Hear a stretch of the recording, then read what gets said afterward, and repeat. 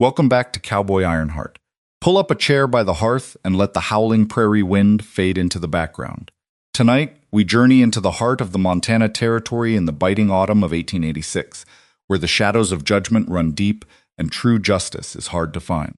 The heavy wooden doors of the town hall creaked open, letting in a bitter gust of mountain air that caused the flickering crystal chandeliers to sway.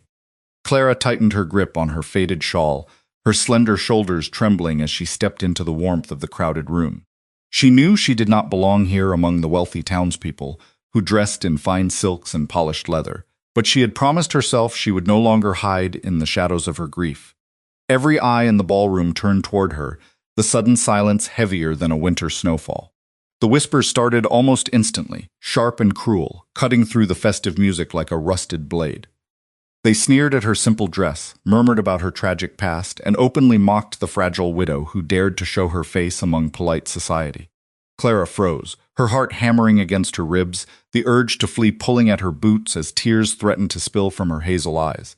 Then the floorboards groaned under a massive, deliberate weight, and the mocking whispers suddenly died down into a suffocating, breathless gasp. It is a profound honor to have you with us tonight around the crackling, warm campfire here at Cowboy Ironheart, friend. If the biting, cold winds of life have ever left you feeling abandoned, cast aside, or completely unseen, you have certainly found your place in this circle. Take a deep breath, settle into your chair, and let the outside world fade away, because the real journey of healing and justice is only just beginning for those with the courage to believe in it. We are picking up the threads of our story tonight in the heart of the Montana Territory, in a time when the world was harsh and unforgiving, and the line between surviving and thriving was drawn by the strength of one's spirit and the steadfastness of one's companions. Silas stepped through the heavy, ornate threshold of the town hall, his immense, towering frame casting a massive, protective shadow across the polished, gleaming wooden floorboards. He truly hated the stifling, artificial air of the town, preferring the clean, wild, and silent isolation of his rugged mountain ranch. But tonight he had a purpose that went far beyond his own personal comfort. His piercing, watchful gray eyes scanned the ballroom with the precision of a hawk, completely ignoring the wealthy merchants, the haughty, self-important ranchers, and the judgmental socialites who instinctively stepped backward to clear a wide, trembling path for his imposing 6'6" figure. He was a force of nature dressed in canvas and leather, a man who belonged to the high peaks and the deep valleys, now forced into this den of vanity for one singular, desperate reason. When his steady gaze finally landed on Clara, his harsh, weather-beaten features softened just a fraction, a shift that did not go unnoticed by those nearby who were watching him with a mixture of fear and confusion. He saw the way her delicate, trembling hands gripped the edges of her faded, frayed wool shawl, the way her slender, fragile shoulders shook under the crushing weight of 100 harsh, judgmental stares. She looked so incredibly small standing there, a beautiful porcelain doll abandoned in a brutal, unforgiving storm. Yet he knew with absolute certainty the quiet, unbreakable resilience that lived deep inside her gentle, aching heart. Silas walked directly toward her, his heavy, worn leather boots thudding rhythmically and with absolute authority against the floor, acting as an unyielding human shield between the fragile widow and the cruel, mocking whispers of the heartless townspeople who had spent the last several months trying to systematically dismantle her existence. He extended a broad, heavily calloused hand toward her, his voice a deep, low, and steady rumble that seemed to vibrate through the very timber of the building, asking her for the immense honor of this dance. Clara looked up, her wide, expressive hazel eyes swimming with sudden hot tears, searching his rugged face for any sign of hidden mockery or ulterior motive. Finding only absolute crystalline sincerity and an unwavering protective warmth that reached into her very soul, she slowly placed her small, pale hand into his giant, weathered palm. The contact was electric, a sudden grounding force that anchored her amidst the chaos of the room, and for the first time in an eternity, the suffocating loneliness that had followed her like a shadow began to fracture. The local bank owner, a pompous, arrogant man who had spent the last 3 agonizing months trying to drive Clara off her late husband's small, destitute homestead through legal intimidation and social ostracization, sneered openly from the dark edge of the dance floor. He chuckled loudly, ensuring his wealthy, sycophantic companions could hear, remarking with a cruel, jagged laugh that a broken-down, poverty-stricken widow and a wild, unrefined mountain beast made a perfectly pathetic, laughable pair. The townspeople snickered, hiding their malicious grins behind their delicate silk fins and stiff velvet lapels, waiting with bated breath for Clara to finally break down and run out into the freezing, dark night, proving once and for all that she did not belong among them. Silas did not say a single word. He did not need to. He simply turned his massive noble head and stared down at the banker, his piercing, watchful gray eyes hardening into cold, unyielding flint. The sheer, overwhelming authority of his silent, imposing presence struck the room like a heavy, thunderous anvil hitting the ground. The music seemed to dip in volume, a ripple of unease passing through the crowd as they felt the shift in atmosphere. The banker froze instantly, the cruel, rehearsed laughter dying a sudden, strangled death in his throat as a cold beads like sweat broke out across his forehead, his legs trembling violently beneath his fine, expensive, tailored trousers. Silas did not lift a finger, nor did he raise his voice to a shout, yet his intimidating stature, his broad shoulders, and his undeniable, honorable aura demanded total, immediate submission from every person in the hall. It was the presence of a man who dealt kept hot predators in the wild on a daily basis. To him, the banker's petty cruelty was nothing more than the yapping of a small, frightened dog. With complete calm and unshakable composure, Silas turned his full, undivided attention back to Clara, guiding her gently onto the center of the floor as the musicians, trembling under his stern, watchful gaze, hastily struck up a slow, sweeping, and melancholic waltz. As they began to move, Clara felt the suffocating, freezing pressure of the judgmental room instantly vanish, as if a protective barrier had been erected around them both. Silas moved with a surprising, deliberate, and fluid grace, his powerful, massive arms holding her with hot extreme, focused tenderness that she felt entirely safe, cherished, and protected for the first time since arriving in the harsh, unpredictable territory. She was so petite, so slender, and so graceful compared to his massive, rugged bulk, her head barely reaching the center of his chest, making the striking visual contrast between them completely undeniable to everyone watching from the shadows. It was a sight that defied the social norms of the time. A woman of sorrow and a man of the mountain, finding a rhythm that belonged only to them. Clara whispered, her voice soft and shaky, that he really did not have to do this, that he certainly did not have to endure the town's poisonous hatred or risk his own reputation for her sake. She felt the weight of her Ove Kepna history, the shame of being the widow who had arrived with nothing but a trunk and a broken spirit, and the fear that by associating with him, he too would be branded an outcast.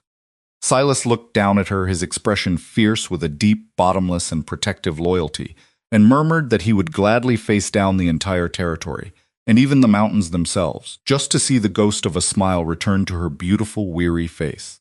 He told her to keep her chin held high, to never look down at the dirt, because tonight she was going to show every envious, petty soul in this room exactly who she belonged to and who stood guard at her side. He reminded her that the value of a person was not measured by the contents of their pocketbook or the opinion of a gossip, but by the integrity of their character, and in his eyes, she was the strongest soul he had ever encountered.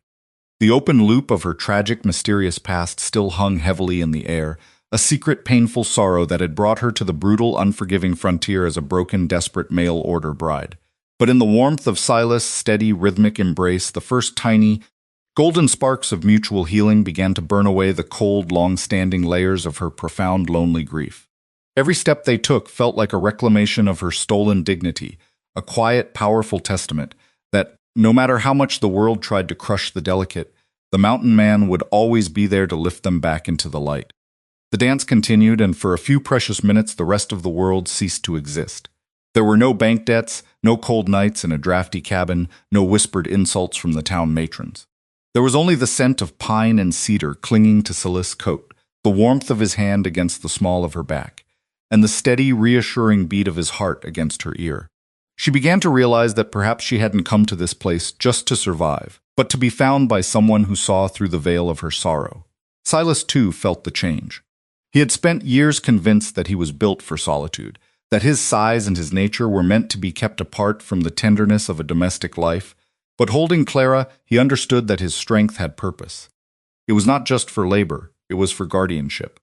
They moved past the windows, where the autumn moon cast long, silvery beams into the room, illuminating them in a way that made the onlookers seem like ghosts from a forgotten dream. The contrast of their physical forms was a story in itself, the willow and the oak, the dove and the mountain, and it was a sight that stirred something deep and forgotten in the hearts of those watching. Even the most cynical among them could deny the gravity of the connection. For Clara, the fear that had been her constant companion began to recede, replaced by a tentative, blossoming hope. She looked up at Silas again, and this time her eyes weren't filled with tears of despair, but with a quiet, awakening spark of courage. She realized that she wasn't all alone. She had an ally, a guardian, a partner who didn't care about the expectations of the society that had failed her.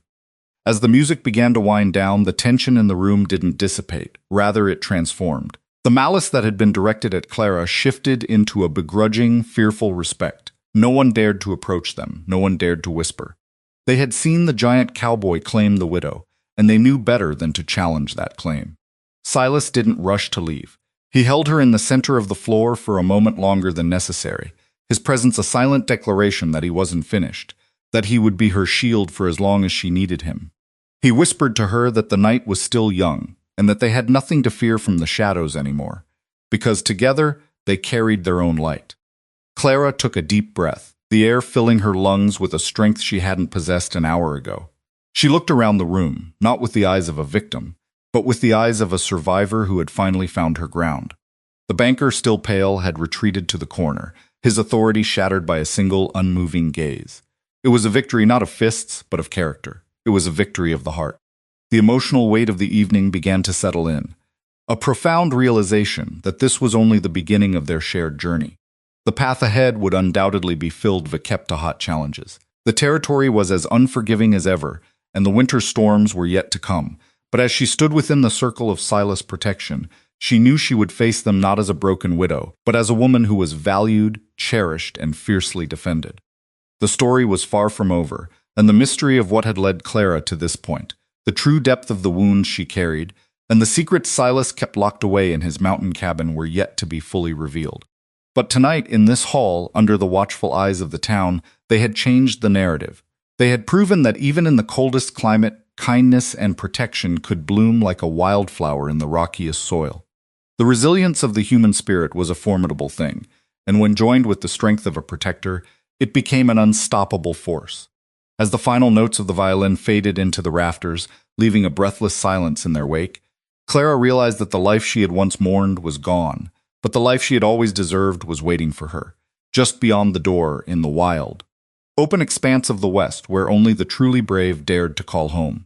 She tightened her hand in his, a silent promise returned, and walked with him toward the exit, leaving the judgment of the town behind them like discarded dust on the floorboards. The night air outside was sharp and biting, but she didn't feel it. The heat of his presence was more than enough to see her through the long trek back to the mountains, and she knew deep down that she was finally truly safe. There is a specific kind of silence that falls over the Montana Territory once the sun dips below the jagged ridgeline, a silence so heavy and profound that it feels as if the earth itself is holding its breath. We have left the town hall behind, that place of polished floors and poisonous whispers, and now we find ourselves under the vast, uncaring blanket of the night sky, where the only thing that matters is the rhythm of the horses and the beating of two hearts that are finally beginning to find their tempo. As Clara stepped out onto the porch, the biting autumn air hit her like a physical blow, a sharp contrast to the suffocating heat of the ballroom, but she did not flinch. She did not wrap her shawl tighter in an attempt to disappear. Instead, she stood tall, her gaze fixed on the dark, looming outline of the mountains where Silas lived, where he belonged, and where for the first time in her life she felt a pull that was stronger than her fear. Silas was there, his massive figure cutting a dark silhouette against the moonlight, waiting by the tethered horses with a patience that was as ancient and enduring as the stone beneath their feet. He didn't offer empty platitudes or forced reassurances. He simply reached out, his hand huge and calloused, offering her the support she needed to mount, his eyes searching hers with an intensity that made her breath catch in her throat. The journey ahead was not long in miles, but it would be a lifetime in transformation, a passage from the world that had tried to break her into the sanctuary of a man who was built to hold her together. As they rode, the distance between them closed, not just physically, but emotionally. Silas Mount was a beast of a horse, strong and steady, capable of carrying the weight of a giant, and as Clara sat before him, cradled within the curve of his massive protective chest, she felt a sense of security that she had never known. His arms, wrapped around her to hold the reins, formed a living barricade against the cold, against the dark, and against the crushing weight of the memories that had haunted her for so long. She leaned back, just an in, testing the strength of that support, and finding it absolute, unyielding and warm, the rhythm of the ride, the crunch of gravel, the soft huff of the horses, the rustle of the dry grass, served as a lullaby to her frazzled nerves. Silas was quiet, a man who measured his words as carefully as he measured his path, but the silence between them was not empty. It was filled with a growing understanding, a silent communication that spoke volumes more than the idle chatter of the townspeople they had left in their wake. He felt her tremor, the residual shaking from the adrenaline of the evening, and his hold tightened, just a fraction, not to restrict, but to anchor. It was a silent promise of protection, a vow written in the language of touch, a declaration that she was no longer adrift in a sea of indifference. The conversation that eventually broke the silence was as hesitant as a first snowfall. Clara asked him, her voice barely a whisper carried away by the wind, why he had chosen to stand for her, knowing the cost. She asked why he would risk his reputation, his peace, and his standing by defying the very people who held the purse strings of the territory. Silas, his voice a low rumble that vibrated through his chest and into her own, replied that he had never cared much for the opinions of men who measured their worth in gold and gossip. He told her with the blunt, honest clarity of a man who spent his days communing with the truth of the wild, that he had watched her from afar since she first arrived, broken and alone.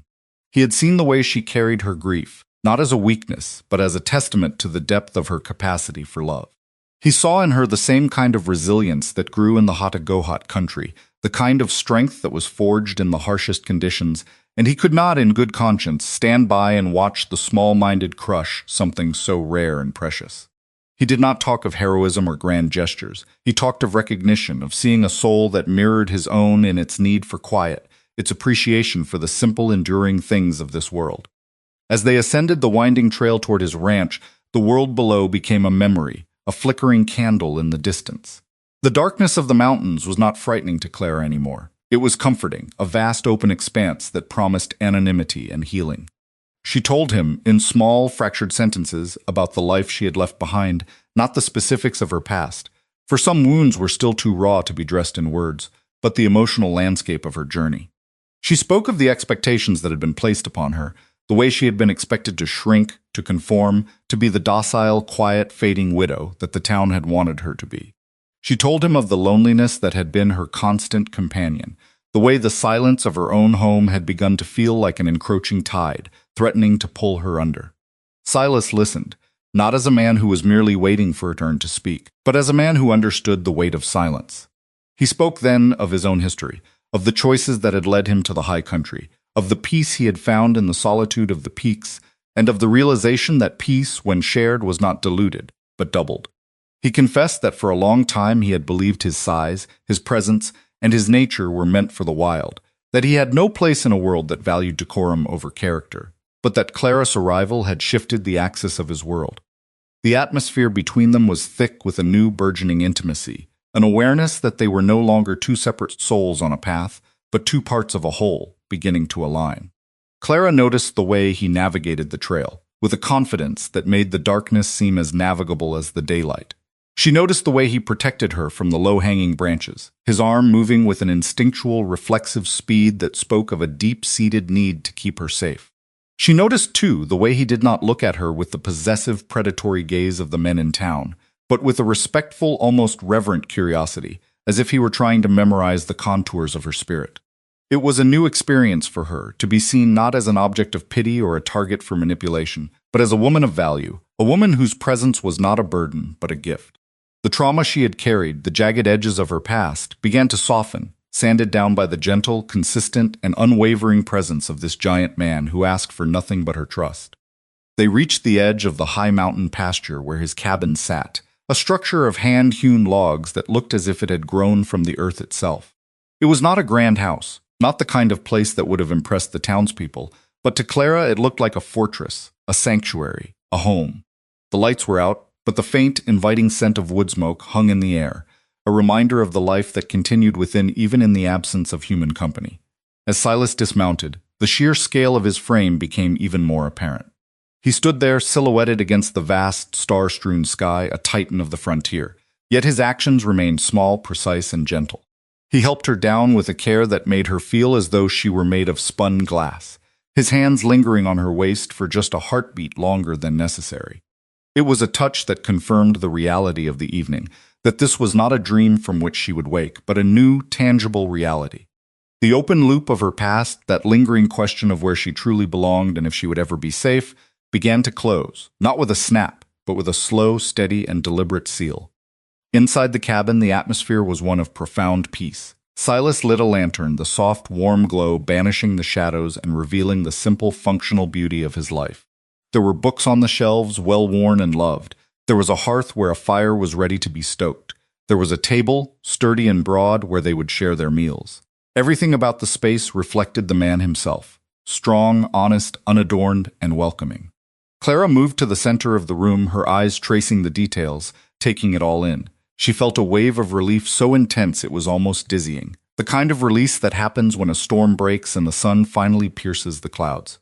Silas watched her, his expression unreadable to anyone else, but to her it was transparent. He was assessing her comfort, gauging the depth of her exhaustion, and respecting the boundaries she had set. He offered her a seat by the fire, a chair that he had made himself, smooth and comfortable, and as she sat, she felt the last remnants of the tension from the town fall away. She was in the mountain now, in the company of the one man who had dared to stand between her and the world, and for the first time in years, she was completely, unequivocally at rest. The night was far from over, and the conversations they would have, the healing that would take place, and the deepening of their bond were all ahead of them. But in that moment, there was a profound sense of completeness. They were two outcasts who had found common ground, two survivors who had recognized the strength in each other's eyes. The journey to the cabin had been more than a physical ride. It had been a shedding of skins, a leaving behind of the person she had been forced to be, and an opening up to the person she could become. Silas, too, felt the shift. The quiet of his life, which he had once cherished, now felt enriched, colored by the warmth of her presence. He realized that the solitude he had sought was not an escape from life, but a preparation for it, a time to grow and gather strength so that he could be the protector she needed. The fire crackled, casting dancing shadows on the walls, and the wind outside howled, a reminder of the harsh world they had left behind. But inside they were shielded, held within the heart of the mountain. The mystery of the future, the uncertainties that would inevitably arise, didn't seem so daunting anymore. They were not facing them alone. They were facing them together, a mountain man and his widow, a giant and the delicate force of nature that had claimed his heart. As Clara looked up at Silas, who stood by the hearth, a towering pillar of strength and kindness, she realized that the forsaken widow was forsaken no more. She was cherished, she was defended, and she was home. But the night held more than just the settling of nerves. There was an anticipation in the air, a sense that the world had shifted and there was no going back. Clara looked at Silas, truly looked at him, and saw the depth of the man behind the silent, imposing exterior. He was not just a protector. He was a thinker, a man who observed the world with a clarity that was rare. He didn't just see her fragility. He saw the steel beneath the softness, and she in turn began to see beyond his size, beyond the intimidating stature that made others shrink away. She saw the gentleness of his hands, the thoughtfulness in his actions, the way he navigated the space around her as if she were the most precious thing he had ever encountered. It was a dance of discovery, slow burn unfolding of two souls that had been waiting for the right moment to emerge. The silence in the cabin was not the heavy, oppressive silence of the town hall. It was a comfortable, living thing, a space where thoughts could be shared without the need for words. She felt the urge to speak, to share more of the pain she had been carrying, to lay down the burden of her history, but she also felt the comfort of waiting, the assurance that there would be time. There was no rush here, no pressure to perform or to prove her worth. There was only the present, and the present was enough. Silas, too, was grappling with the change. His life had been defined by the rhythm of the seasons, the demands of the ranch, and the solitude of the peaks. He had been a man apart, a man who looked after himself and asked nothing of the world. Now, with Clara sitting by his fire, the texture of his life had changed. He felt a newfound sense of purpose, a directive that was not imposed from the outside, but one that bubbled up from within. He was not just living for himself anymore. He was living for them. The responsibility was not a burden. It was a privilege. He looked at her, and he saw not the widow, not the fragile bride, but a woman who was beginning to bloom, a woman whose spirit was as resilient as the pine trees on the mountain slopes. He felt a surge of protectiveness so strong it surprised him, a fierce, unwavering instinct to ensure that the light he saw in her eyes would never again be dimmed by the cruelty of others. He knew that the town would not forget, that they would talk, that there would be questions and judgment, but none of that mattered. What mattered was the safety of this cabin, the sanctity of the firelight, and the bond that had been forged in the crucible of that evening. They sat there for a long time, the fire slowly burning down to embers, the conversation drifting from the practicalities of the mountain life to the deeper, more abstract themes of hope, resilience, and the power of trust. Clara found herself speaking about things she hadn't dared to voice in years, her love for the small, simple joys of the natural world, the way the sound of the wind in the trees could soothe a troubled mind, the way the changing of the seasons provided a rhythm to life that was both predictable and profound. Silas listened, his gaze fixed on the flames, his expressions shifting with the nuances of her words. He shared his own observations, the way the mountain changed with the light, the habits of the wildlife, the stories that the land itself told to those who knew how to listen. It was a communion of two minds, a meeting of two spirits that had been traveling parallel paths and had finally intersected. The trauma of her past, the sting of the town's rejection, the fear of the unknown. All of it felt distant, obscured by the warmth of the cabin and the steady, reassuring presence of the man beside her. She felt like a traveler who had finally arrived at the end of a long, arduous journey, only to realize that the destination was not a place, but a person. The open loop of the evening was not just about the town, not just about the dance, but about the future. What would tomorrow bring? How would they navigate the reality of their lives in the coming days? These were questions that hovered at the edge of their consciousness, but for tonight they were content to let them rest. The night was a pause, a breath between the chapters of a story that was being written in real time. Clara looked at the rugged, worn books on the shelf and imagined the stories they held, the worlds they opened up, and she realized that she was no longer just an observer of her own life. She was a participant, a co-author. She felt the stirrings of a new kind of strength, not the defensive strength of a survivor, but the creative strength of an architect, someone who could build a life from the ground up. And in Silas, she had found not just a guardian, but a partner, someone who would hold the beams while she laid the foundation. The realization was both exhilarating and terrifying, a reminder that the path ahead would require courage, but she was ready. She had the mountain, she had the fire, and she had the giant who had promised to stand by her side against the world. As the firelight began to fade, casting long, flickering shadows across the room, the conversation naturally slowed. A companionable silence settled over them, a quiet acknowledgement of the day's events and the transition that had taken place. Silas stood up, his movement fluid and controlled, and began to attend to the hearth, banking the coals for the night. He did it with a practiced grace, a demonstration of the care he took in all things, large and small. Clara watched him, the sight of his broad back and capable hands grounding her. She knew that tomorrow would bring its own challenges, that the world outside this cabin would not stop turning, and that the society they had defied would not simply disappear. But tonight, in this sanctuary, the problems of the world seemed manageable, distant, and ultimately unimportant. She was safe, she was warm, and she was in the company of a man whose word was as solid as the rock beneath them. She had been forsaken by many, but in the heart of the mountains she had been found, and that, she realized, was all that mattered. The night deepened, the silence of the mountain outside pressing against the walls, but inside there was only the warmth, the peace, and the unspoken promise of a new beginning. She felt a profound sense of gratitude, a wave of emotion that was almost overwhelming. But she held it in, letting it sustain her, a secret treasure to be guarded and nurtured in the days to come.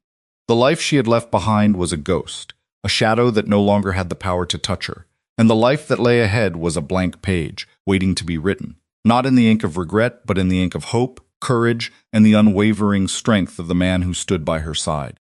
As she closed her eyes, she heard the soft thud of Silas' boots as he moved to his own resting place, a sound that was the final, reassuring note in the symphony of the night. She was asleep before the last of the fire's glow had died, drifting off with a smile on her lips, a smile that hadn't reached them in a long, long time. The light of the morning in the high country does not creep into a room so much as it floods it, a golden, relentless tide that chases away the remnants of the night and demands a fresh start for the soul. It was in this soft, brilliant glow that Clara first opened her eyes, not to the familiar, oppressive gloom of her own small, drafty homestead, but to the warm, amber-hued sanctuary of the mountain cabin. For the first few seconds, she lay completely still, her heart waiting for the familiar pang of anxiety that usually accompanied her waking hours. The fear of a cold hearth, the dread of an empty larder, the heavy, suffocating awareness that she was utterly alone in a territory that wanted her gone. But as the scent of rich, dark-roasted coffee and the faint, woodsy aroma of a banked fire drifted over to her, that anxiety stayed dormant, kept at bay by the sturdy, unyielding reality of her surroundings. She felt the heavy wool quilt tucked securely around her shoulders, a weight that felt like an embrace, and she realized with a jolt of quiet wonder that she was safe. The events of the previous night, the town hall, the judgmental glares, the terrifying, mocking whispers, and then the sudden, earth-shaking intervention of the man who now held her fate in his capable hands, played back in her mind like a scene from a dream. But the dust on her hem and the calluses on her palms told her it was no dream. It was the beginning of a different kind of life.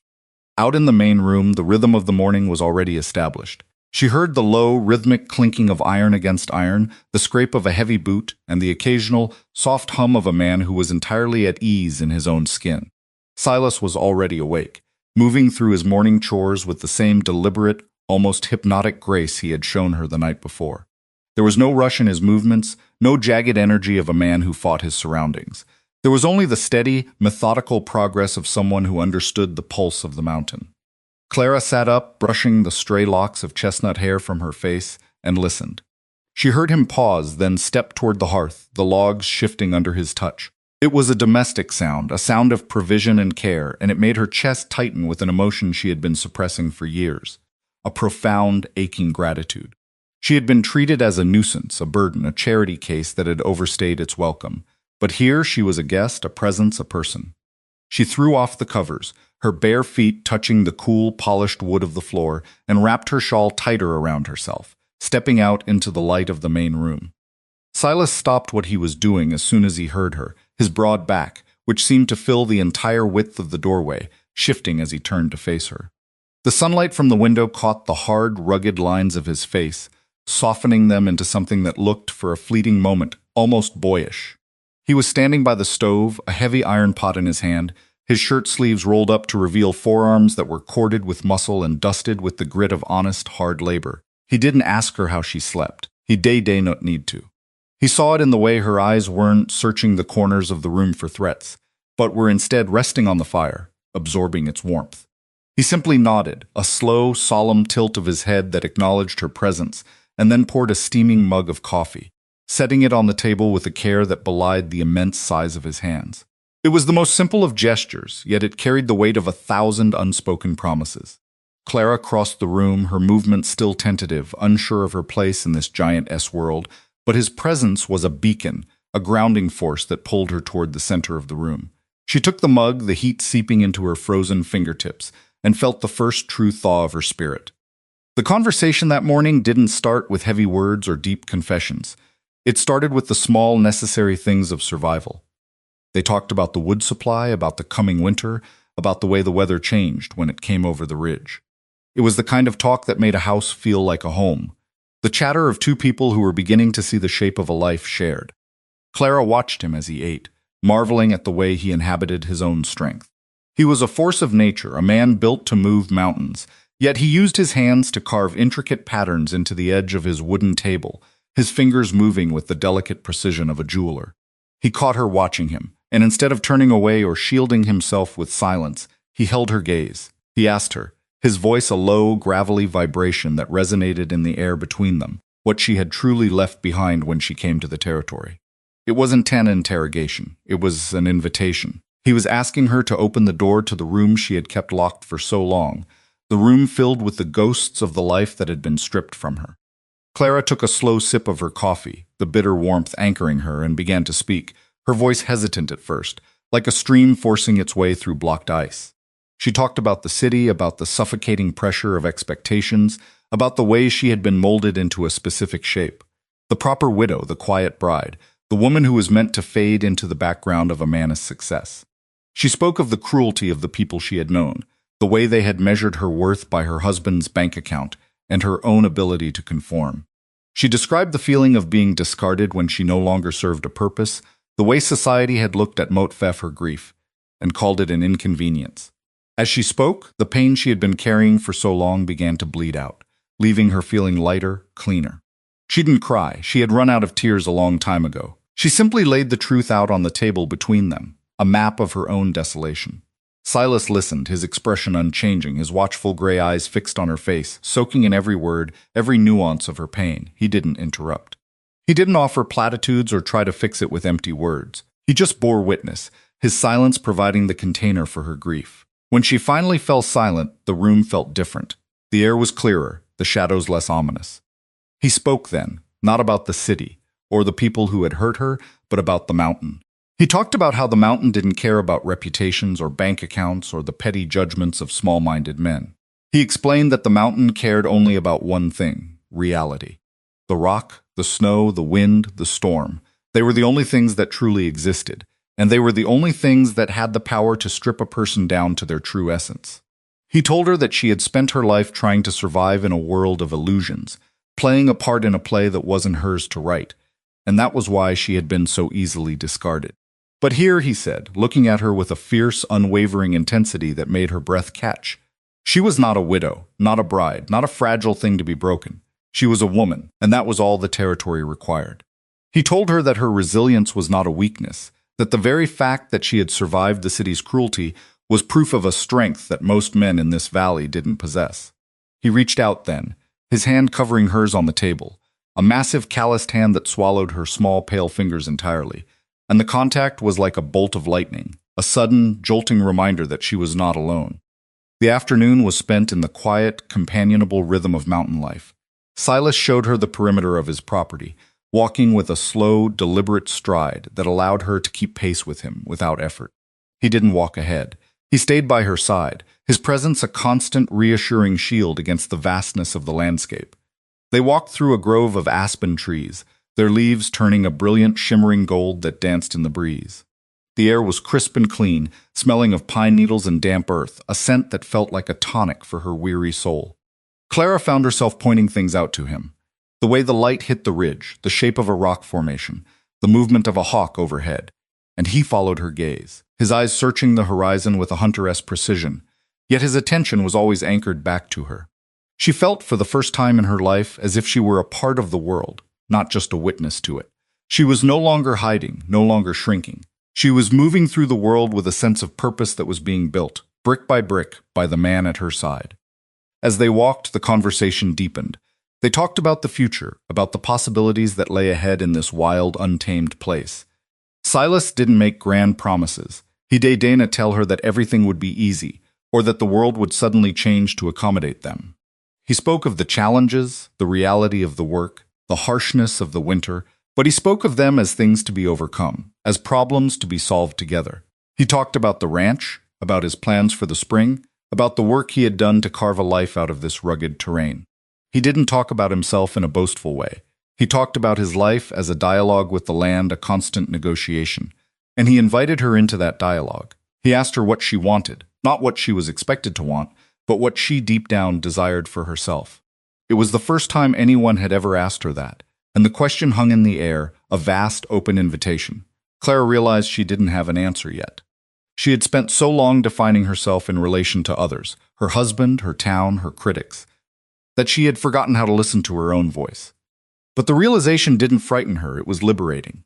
She told him she wanted to learn, to grow, to be a part of this world, not just to survive it. The sun began to dip behind the peaks, casting long, dramatic shadows across the valley and painting the sky in shades of bruised purple and fiery orange. They made their way back to the cabin, the chill of the evening air settling in, a reminder that they were living in the high country, where the seasons changed in the blink of an eye. The walk back was different. The silence between them was no longer tentative. It was comfortable, the silence of two people who had begun to understand each other's rhythms. Clara felt a strange new energy bubbling up inside her, a sense of vitality she hadn't felt in years. The trauma of the past, the sting of the town's rejection, the fear of the unknown, all of it felt distant, obscured by the warmth of the day and the steadiness of the man beside her. She had been forsaken by the world, but in the heart of the mountain she had been found, and that, she realized, was all that mattered. The mystery of the future, the uncertainties that would inevitably arise, didn't seem so daunting anymore. They were not facing them alone. They were facing them together, a mountain man and his widow, a giant and the delicate force of nature that had claimed his heart. As they reached the cabin, Silas held the door for her, his eyes meeting hers in the fading light, and in that look there was a whole world of understanding, a silent acknowledgement of the shift that had taken place. Inside, the cabin was warm and welcoming, the firelight casting a soft golden glow over the familiar space. Silas immediately set about the business of the evening, banking the fire and preparing a simple, hearty meal. Clara watched him, the sight of his broad back and capable hands grounding her. She knew that tomorrow would bring its own challenges, that the world outside this cabin would not stop turning, and that the society they had defied would not simply disappear. But tonight, in this sanctuary, the problems of the world seemed manageable, distant, and ultimately unimportant. She was safe, she was warm, and she was in the company of a man whose word was as solid as the rock beneath them. She had been forsaken by many, but in the heart of the mountains she had been found, and that, she realized, was all that mattered. The night deepened, the silence of the mountain outside pressing against the walls, but inside there was only the warmth, the peace, and the unspoken promise of a new beginning. She felt a profound sense of gratitude, a wave of emotion that was almost overwhelming, but she held it in, letting it sustain her, a secret treasure to be guarded and nurtured in the days to come. As the evening wore on, the cabin became a haven of shared secrets and quiet observations. They sat by the fire, the flames dancing in the hearth, their shadows playing across the walls. The conversation drifted, as it often did when two people were settling into a new understanding, to the nature of trust. Silas talked about the animals he had encountered in the wild, the way they moved, the way they communicated, the way they established trust.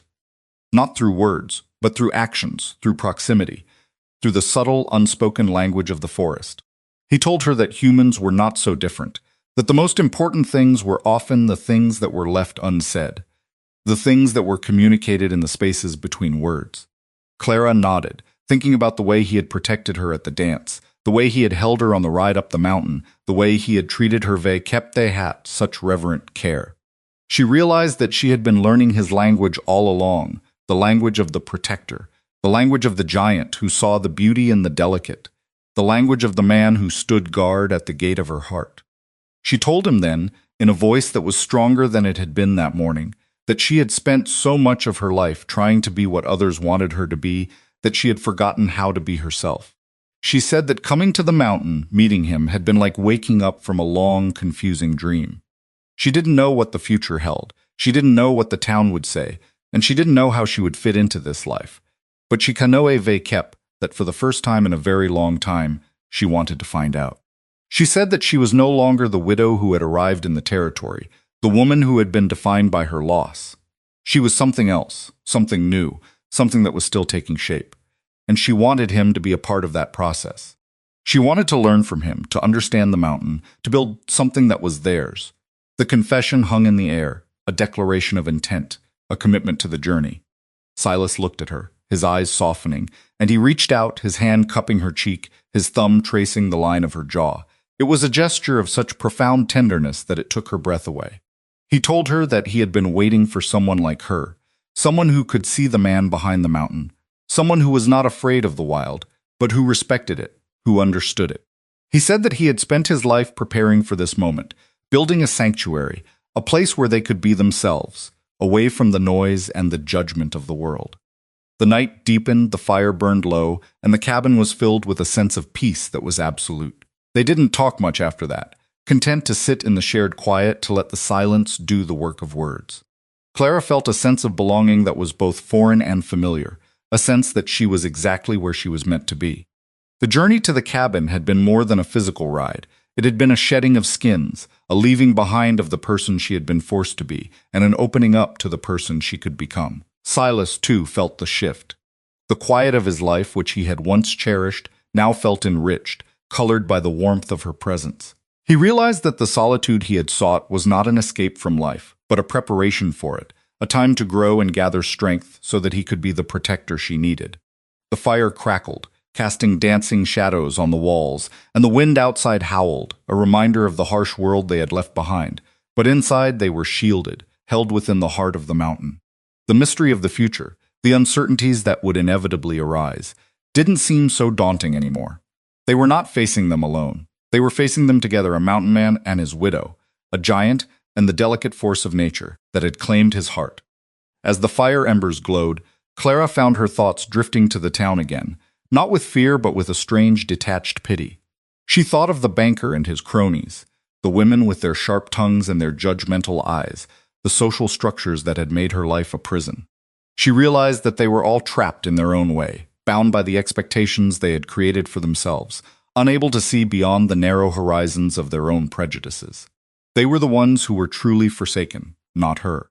They were forsaken by their own limitations, by their inability to see the value in something that didn't fit their narrow definition of success. She felt a surge of freedom, a sense of having stepped outside the cage of their approval. She was here in the mountain with a man who saw her, who valued her, who protected her.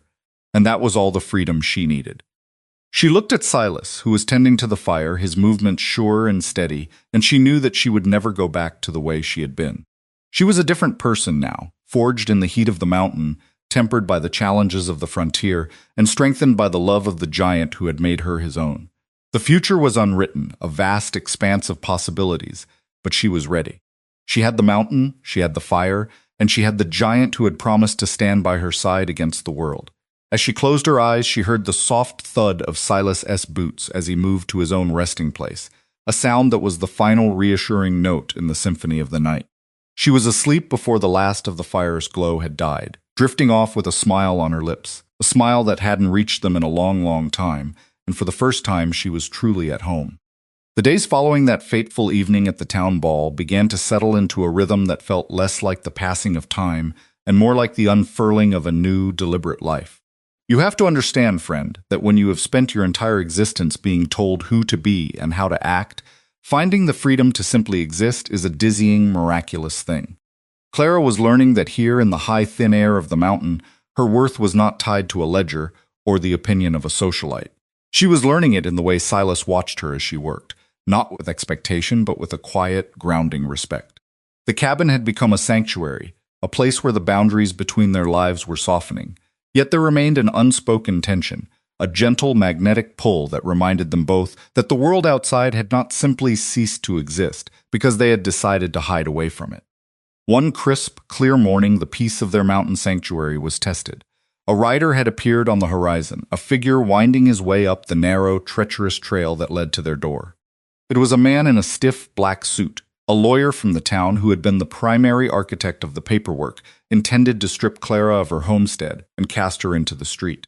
Clara saw him from the porch first, her breath catching in her throat, the old familiar terror rising up to choke her. She felt the immediate urge to retreat, to hide behind the solid logs of the cabin, to make herself small and invisible as she had done for so long. The sight of him brought back the memory of the cold, clinical way he had dismissed her husband's death, the way he had spoken to her as if she were a piece of property to be liquidated. She felt her hands trembling, her pulse racing, the phantom weight of the chains of her past tightening around her wrists. Silas, however, felt her shift in energy before she even made a sound. He stepped out from the shed where he had been repairing a piece of leather tackle, his movements as fluid and powerful as a mountain cat. He saw the rider, recognized the posture, and felt the distinct change in the atmosphere. He did not ask what was wrong. He didn't need to. He simply moved to stand beside her, his massive, broad-shouldered presence forming a living wall between Clara and the approaching man. He didn't tense up in anger. His stillness was far more terrifying. It was the stillness of a predator that has been disturbed, the calm, absolute assurance of a man who knows exactly what he is protecting and is entirely prepared to do so. He placed one hand on the porch railing, his fingers dwarfing the wood, and waited, his gaze fixed on the lawyer with an intensity that would have made a weaker man turn his horse around and flee. The lawyer approached, trying to affect an air of professional indifference, but it crumbled the moment he came close enough to register the sheer scale of the man standing on the porch. Silas didn't speak. He just stood there, a towering monolith of mountain muscle and unyielding will, his face a mask of stone. The rider stopped, his horse shifting nervously under the weight of the silence. He tried to clear his throat to launch into his rehearsed speech about legalities and land claims, but the words died in his mouth. He looked up at Silas, then past him to Clara, and found no weakness to exploit. He found only a woman who was standing tall, her head held high, supported by a force of nature that made him feel small, inconsequential, and suddenly very aware of how far he was from the safety of his office.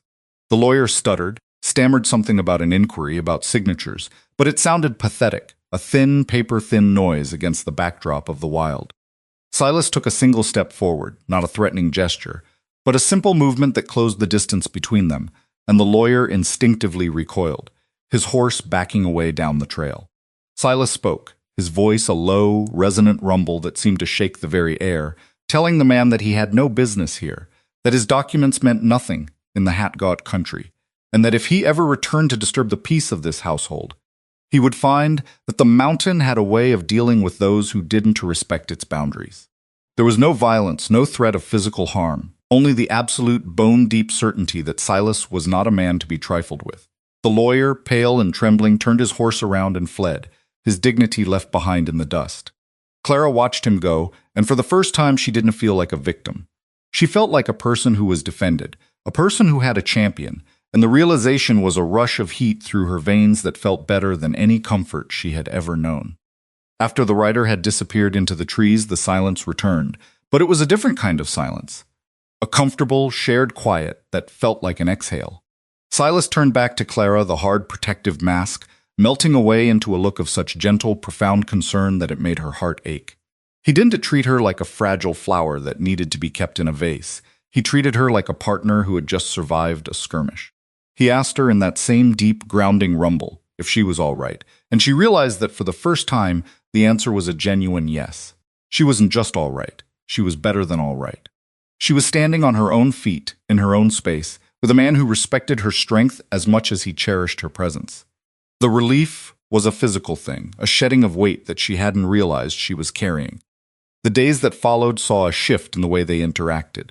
The barrier that had existed between them, the space of the stranger, began to dissolve. Clara began to help more around the cabin, finding a quiet, meditative joy in the tasks that had once felt like burdens, the chopping of wood, the tending of the hearth, the cooking of simple, hearty meals.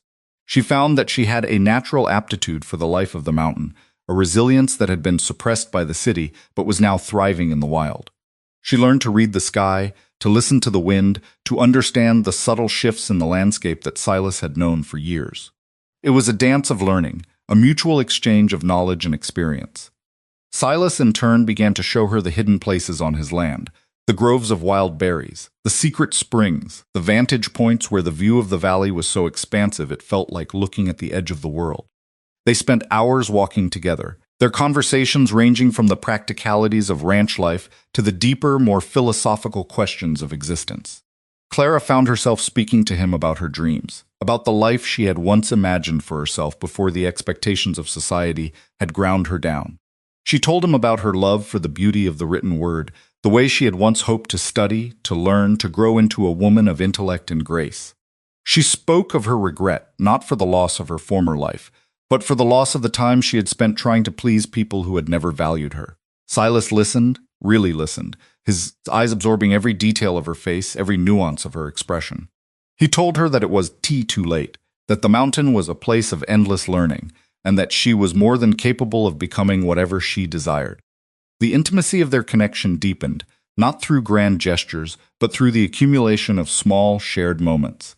It was the way he would bring her a cup of coffee just the way she liked it, without her having to ask. It was the way she would anticipate his needs, knowing when he was tired, when he needed a moment of quiet, when he was thinking about the work that lay ahead.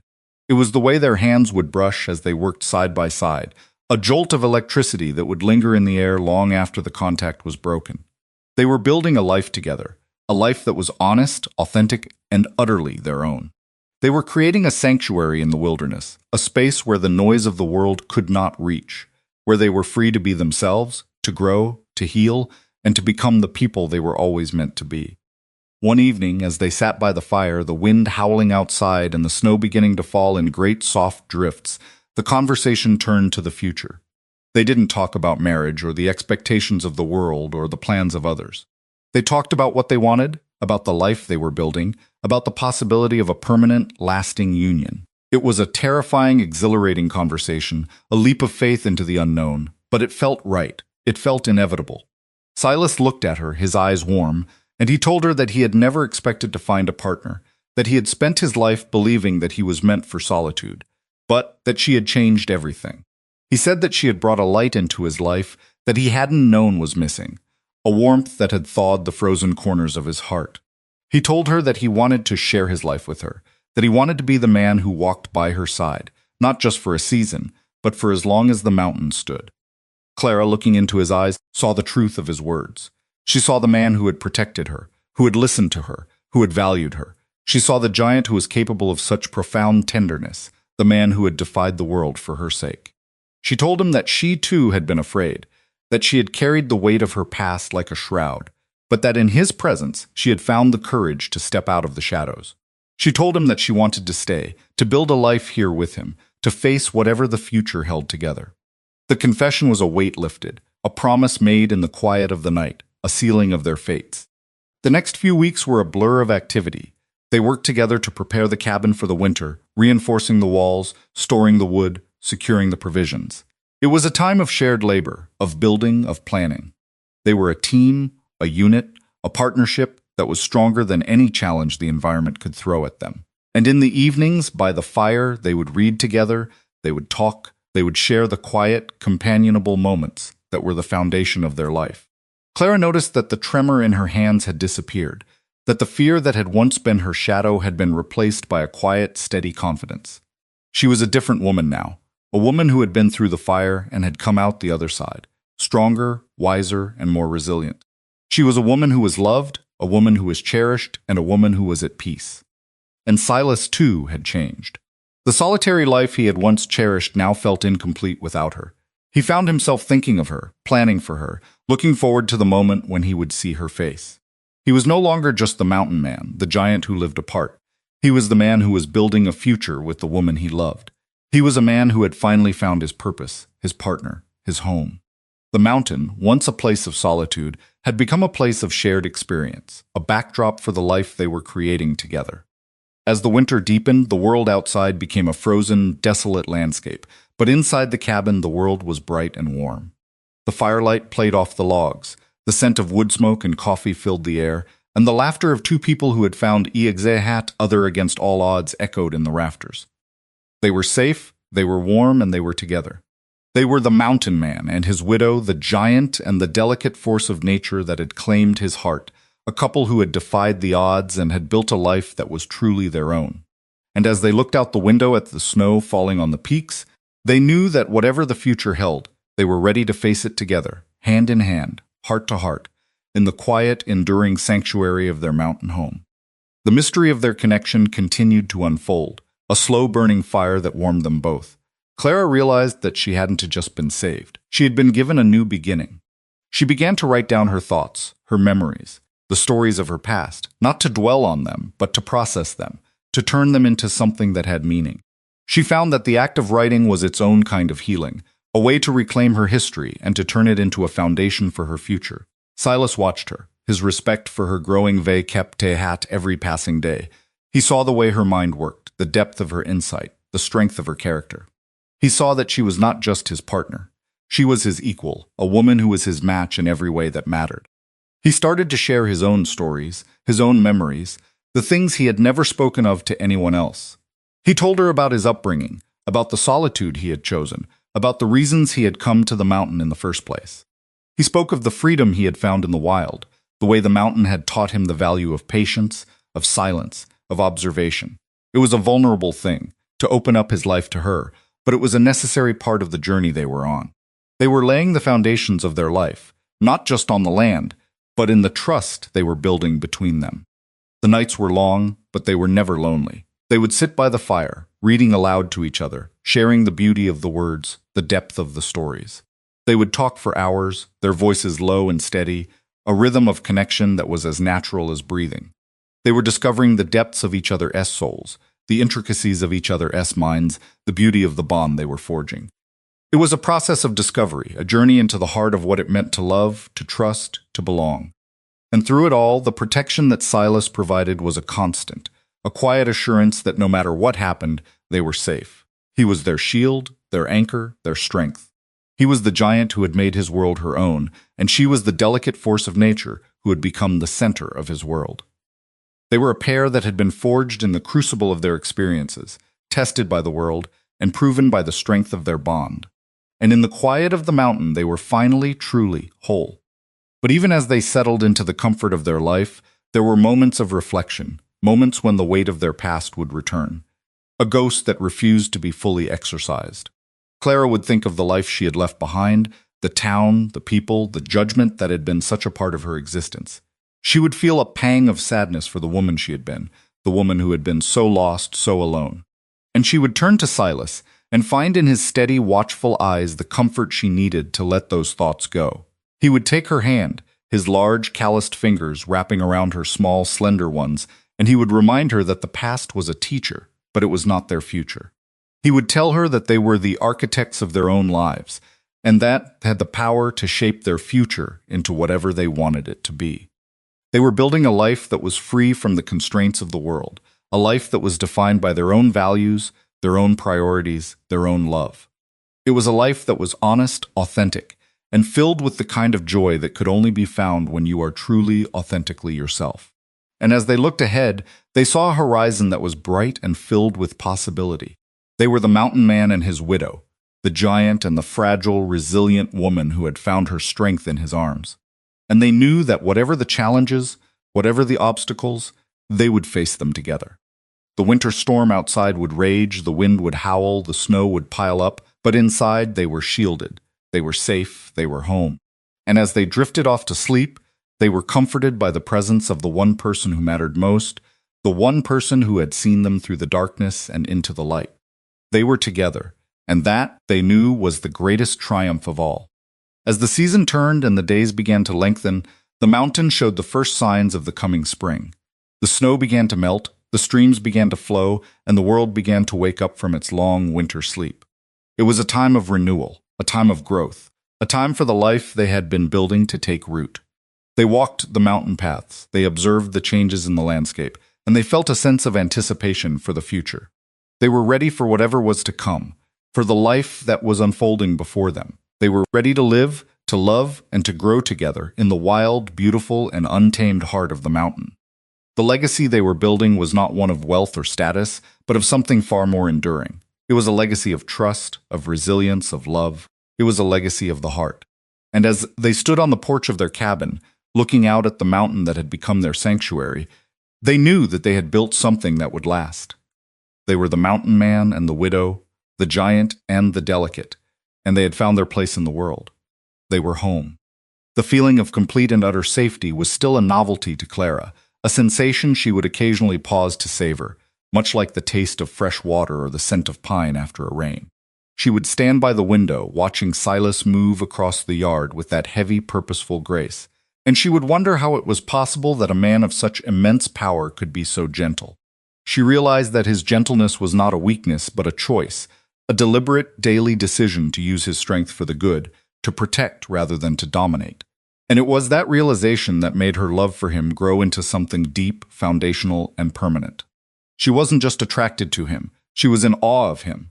She was in awe of his integrity, his quiet intelligence, and his unwavering belief in her own worth, even when she had struggled to see it herself. Silas, for his part, was learning to accept the presence of another in his space, a concept that had once felt alien to him. He found that he didn't just tolerate her company, he craved it. He found that the silence of the cabin was no longer something to be guarded, but something to be shared. He began to look for ways to make her life more comfortable, to bring her things from the wild that would please her. A particularly vibrant stone, a feather from a mountain bird, a sprig of early blooming wildflowers. It was a clumsy, touching form of courtship that spoke volumes of his affection. He was no longer just the silent protector. He was becoming the companion she needed, the man who was learning to express his feelings not just in actions, but in the small, everyday ways that mattered. The town, though distant, remained a part of their consciousness, a lingering shadow that served as a reminder of why they had retreated to the mountains in the first place. But as the months passed, the sting of the town's rejection faded, replaced by the warmth of their life together. They were building a world that was independent of the opinions of others, a world that was defined by their own choices, their own actions, and their own values. They were realizing that the only validation that mattered was the validation they gave each other, the quiet, steady belief that they were worthy of the life they were creating. They began to develop their own rituals, their own habits, their own traditions, the way they started the day, the way they ended the night, the way they navigated the challenges of their work. All of it became a part of the tapestry of their life.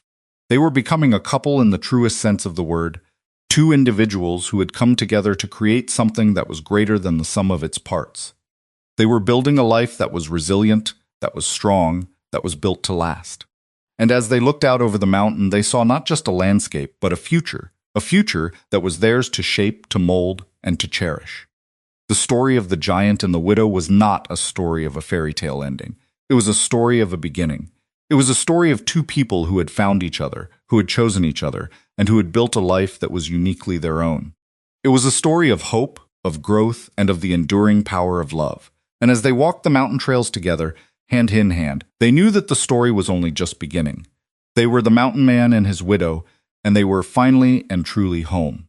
They were learning that the most profound healing happens in the small, quiet moments of shared existence. The way the light caught the dust motes in the air, the sound of the wind through the trees, the steady, rhythmic beat of a shared heart. These were the things that anchored them. They were the building blocks of their new life, the foundation of their future. They were no longer the people they had been, broken and alone. They were something new, something that was still evolving, still growing, still becoming. And as they looked ahead, they saw a life that was filled with possibility, a life that was as wide and open as the sky above the mountain peaks. They were the mountain man and his widow, and they were at last where they were always meant to be. The mystery of the future was no longer a source of fear. It was a source of excitement, a blank canvas upon which they could paint the story of their life, together, side by side, heart to heart, in the beautiful, wild, and enduring heart of the mountain. And they knew with a certainty that was as deep as the rock beneath them, that no matter what came, they would face it together, a team, a partnership, a love that would stand the test of time. This was the life they had chosen, and it was a life that was worth every challenge, every sacrifice, and every moment of uncertainty. It was a life of purpose, of meaning, and of joy. And as they stood on the threshold of their future, they were at last ready to embrace it, fully and completely, in the sanctuary they had built, in the love they had shared, and in the strength they had found in each other. They were the mountain man and his widow, and they were home. The thaw in the high country is a slow, rhythmic undoing of the winter's iron grip, a process that feels as much like a resurrection of the spirit as it does a change in the seasons. Here at Cowboy Ironheart, we understand that resilience is not merely about surviving the storm, but about how you stand when the sun finally breaks through. As the snow melted from the high meadows and the first stubborn wildflowers pushed through the damp, dark earth, the isolation of the mountain cabin began to feel less like a fortress and more like a garden, where a new life was carefully taking root.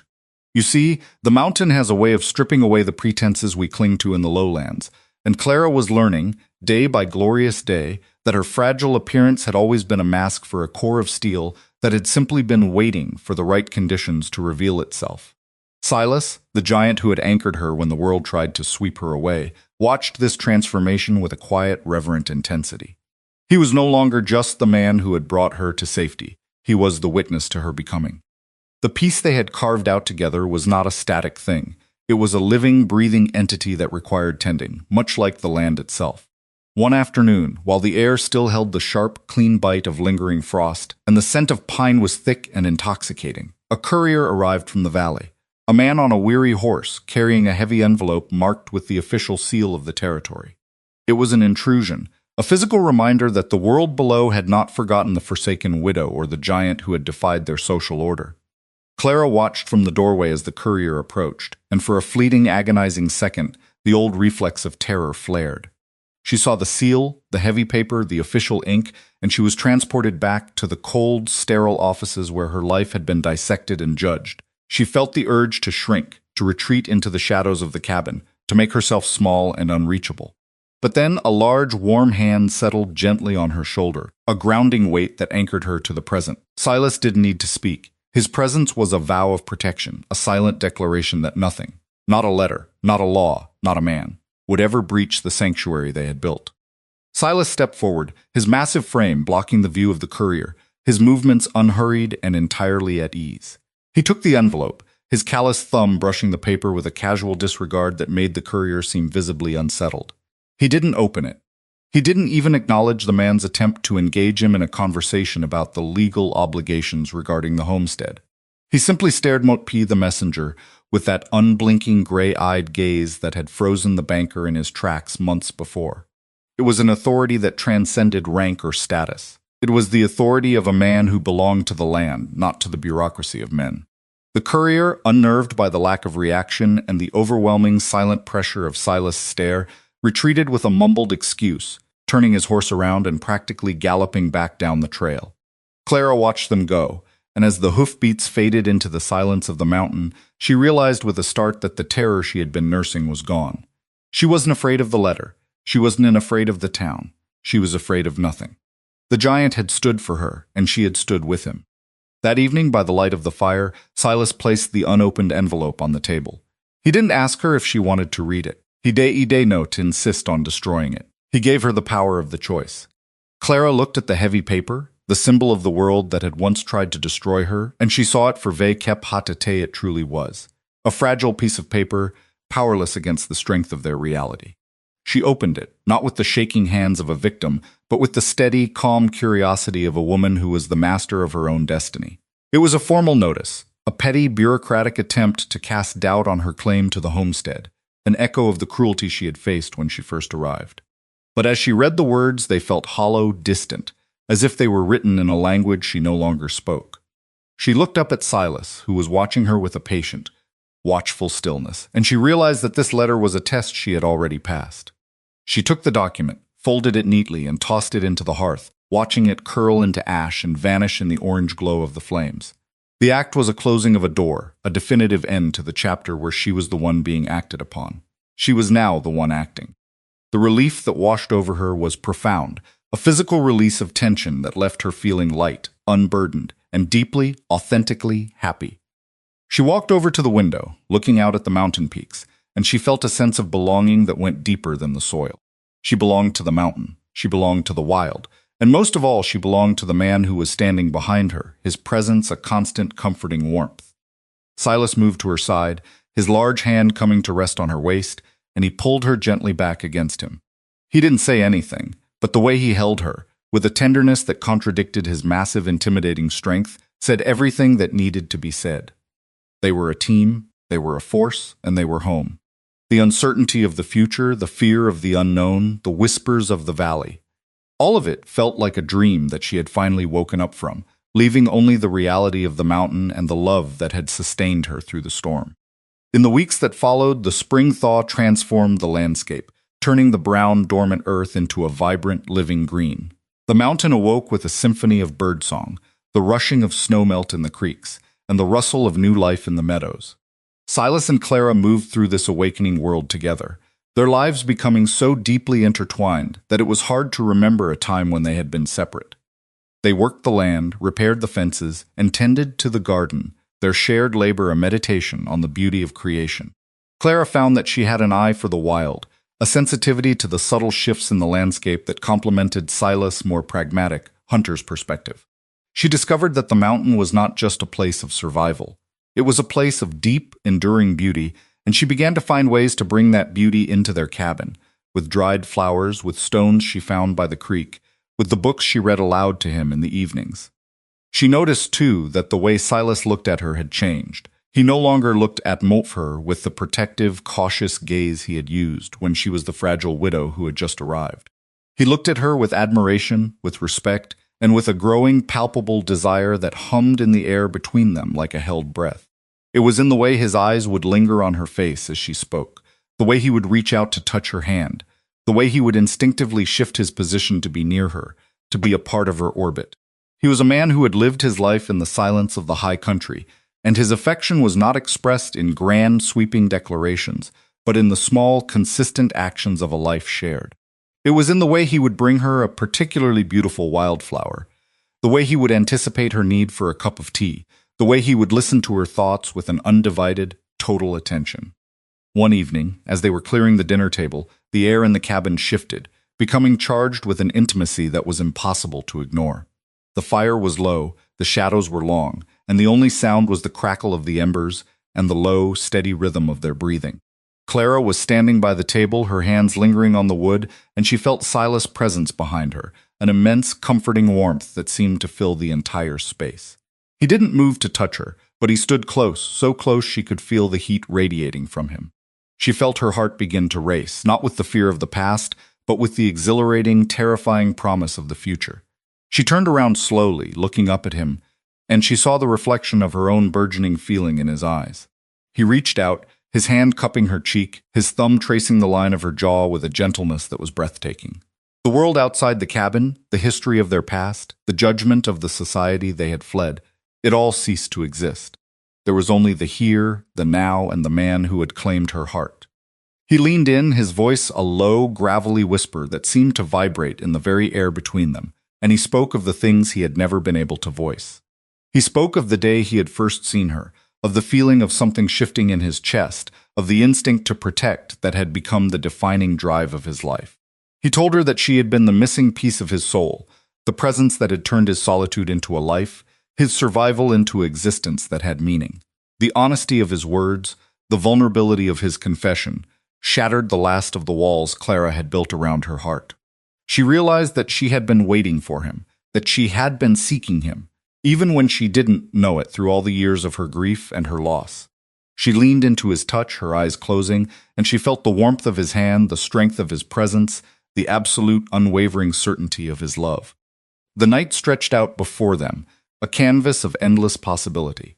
They didn't talk of the past, for the past was gone, a ghost that no longer had a hold on them. They didn't talk of the future, for the future was something they were creating in every moment they spent together. They existed in the present, a space that was defined by their connection, by the depth of their bond, by the promise they had made to each other. They were the mountain man and the widow, the giant and the delicate, and they were, finally, at the threshold of the life they had always deserved. It was a life that was honest, that was authentic, that was theirs. And as the moonlight streamed through the window, illuminating the cabin in a soft, silvery glow, Clara knew that she would never be the woman she had been, and she wouldn't have it any other way. She was home. But even as the intimacy of the evening settled around them, there were thoughts of the road ahead, the reality of the life they were forging in the high country. They knew that there would be challenges, that the mountain would demand its due, that the world below would continue to spin in its own erratic orbit. But those things didn't seem so daunting anymore. They had the sanctuary they had built, the trust they had forged, the love that had anchored them. They had each other, and that was enough. It was more than enough. It was everything. They were two outcasts who had found their way to the light, two survivors who had recognized the strength in each other's eyes, and they were standing on the edge of a new day, ready to embrace whatever it held, hand in hand, heart to heart, in the wild, beautiful, and untamed heart of the mountain. The following days were spent in a kind of joyous discovery, a deepening of their partnership that felt like the natural extension of their love. They began to plan for the summer, for the work that would need to be done to ensure the cabin and the land were ready for the coming season. Clara found that her input was valued, that her ideas were welcomed, that her voice was an essential part of the dialogue of their life. Silas, for his part, seemed to grow even more confident, his presence in the cabin and on the land becoming even more grounded, more sure. He was no longer just the man who lived in the mountain. He was the man who lived in the mountain with her, and that small change, that shift in perspective, had a profound impact on everything they did. There was a day, late in the spring, when they took a long walk up to the Heartfelt Ridge, a place where the air was thin and crisp, and the view stretched out for miles in every direction. They stood there, two figures against the vastness of the landscape, and they looked out at the world below. It seemed so small from up there, so insignificant, so far away. The problems that had once felt like mountains, the banker's threats, the town's judgment, the loneliness of her former life, looked like nothing more than the pebbles at their feet. They realized that they had climbed above the noise, that they had found a vantage point that allowed them to see things as they truly were. And what they saw was a future that was bright, open, and entirely their own. Silas took her hand, his massive, calloused fingers interlacing with her slender ones, and he told her that he had never felt so alive, so connected, so purposeful. He said that the mountain had always been his home, but that it had never truly been alive until she came into it, until she brought her warmth, her light, her spirit into the space. He said that he had spent his life preparing for this moment, building the foundations, gathering the strength, and that now, with her, he was finally beginning to build the life he had always dreamed of. Clara, looking at him, seeing the strength and the gentleness in his eyes, felt a wave of love so intense it was almost overwhelming. She told him that she had been lost, that she had been adrift in a sea of despair, and that he had been the anchor, the lighthouse, the one who had brought her home. She told him that she would never go back, that she would never return to the life she had left behind, because here, With him, she was finally the woman she was meant to be. The air on the ridge was cold, but they didn't feel it. They were wrapped in the warmth of each other's company, in the heat of the bond they had forged, in the promise of the future they were building. They stayed there for a long time, watching the clouds drift over the peaks, feeling the vast, silent power of the mountain beneath them. It was a moment of profound, quiet joy, a moment of realization that they had done it. They had survived, they had overcome, and they had found each other. They were the mountain man and the widow, and they were at last one. The return to the cabin was a slow, leisurely descent, the path winding through the trees, the light filtering down through the leaves in a dappled golden pattern. They walked close, their shoulders brushing, their steps in sync, a perfect, unspoken harmony. The cabin, when they reached it, was a sanctuary, a place of peace, of warmth, of shared life.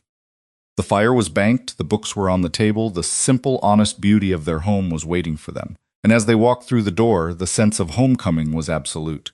They were home. They were together. And that was all that mattered. As the sun began to set, painting the sky in shades of bruised purple and fiery orange, they sat by the fire, their conversation drifting to the things they would do in the coming summer. They talked of the garden they would plant, the repairs they would make, the way they would spend the long, warm days.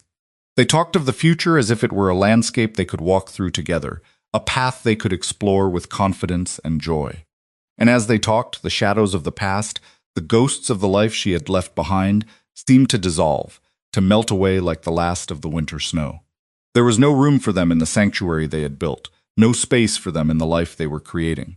There was only the present, the warmth of the fire, and the steady, reassuring presence of the man beside her. Clara realized that she had been waiting for this moment her entire life, a moment when the noise of the world would fall away, leaving only the essential, the true, the beautiful. She had been waiting for someone who would see her, who would value her, who would protect her, and who would walk with her through the wild, untamed expanse of her own soul. And she had found him. She had found him in the heart of the mountain, in the quiet, enduring strength of the giant who had made her his own, and she knew, with a certainty that was as deep as the rock beneath them, that this was only the beginning. The journey they were on was far from over, and the path ahead would be filled with challenges. But they were ready. They were a team, a partnership, a love that would stand the test of time, and they were home. The night deepened, the silence of the mountain outside pressing against the walls, but inside there was only the warmth, the peace, and the unspoken promise of a new beginning.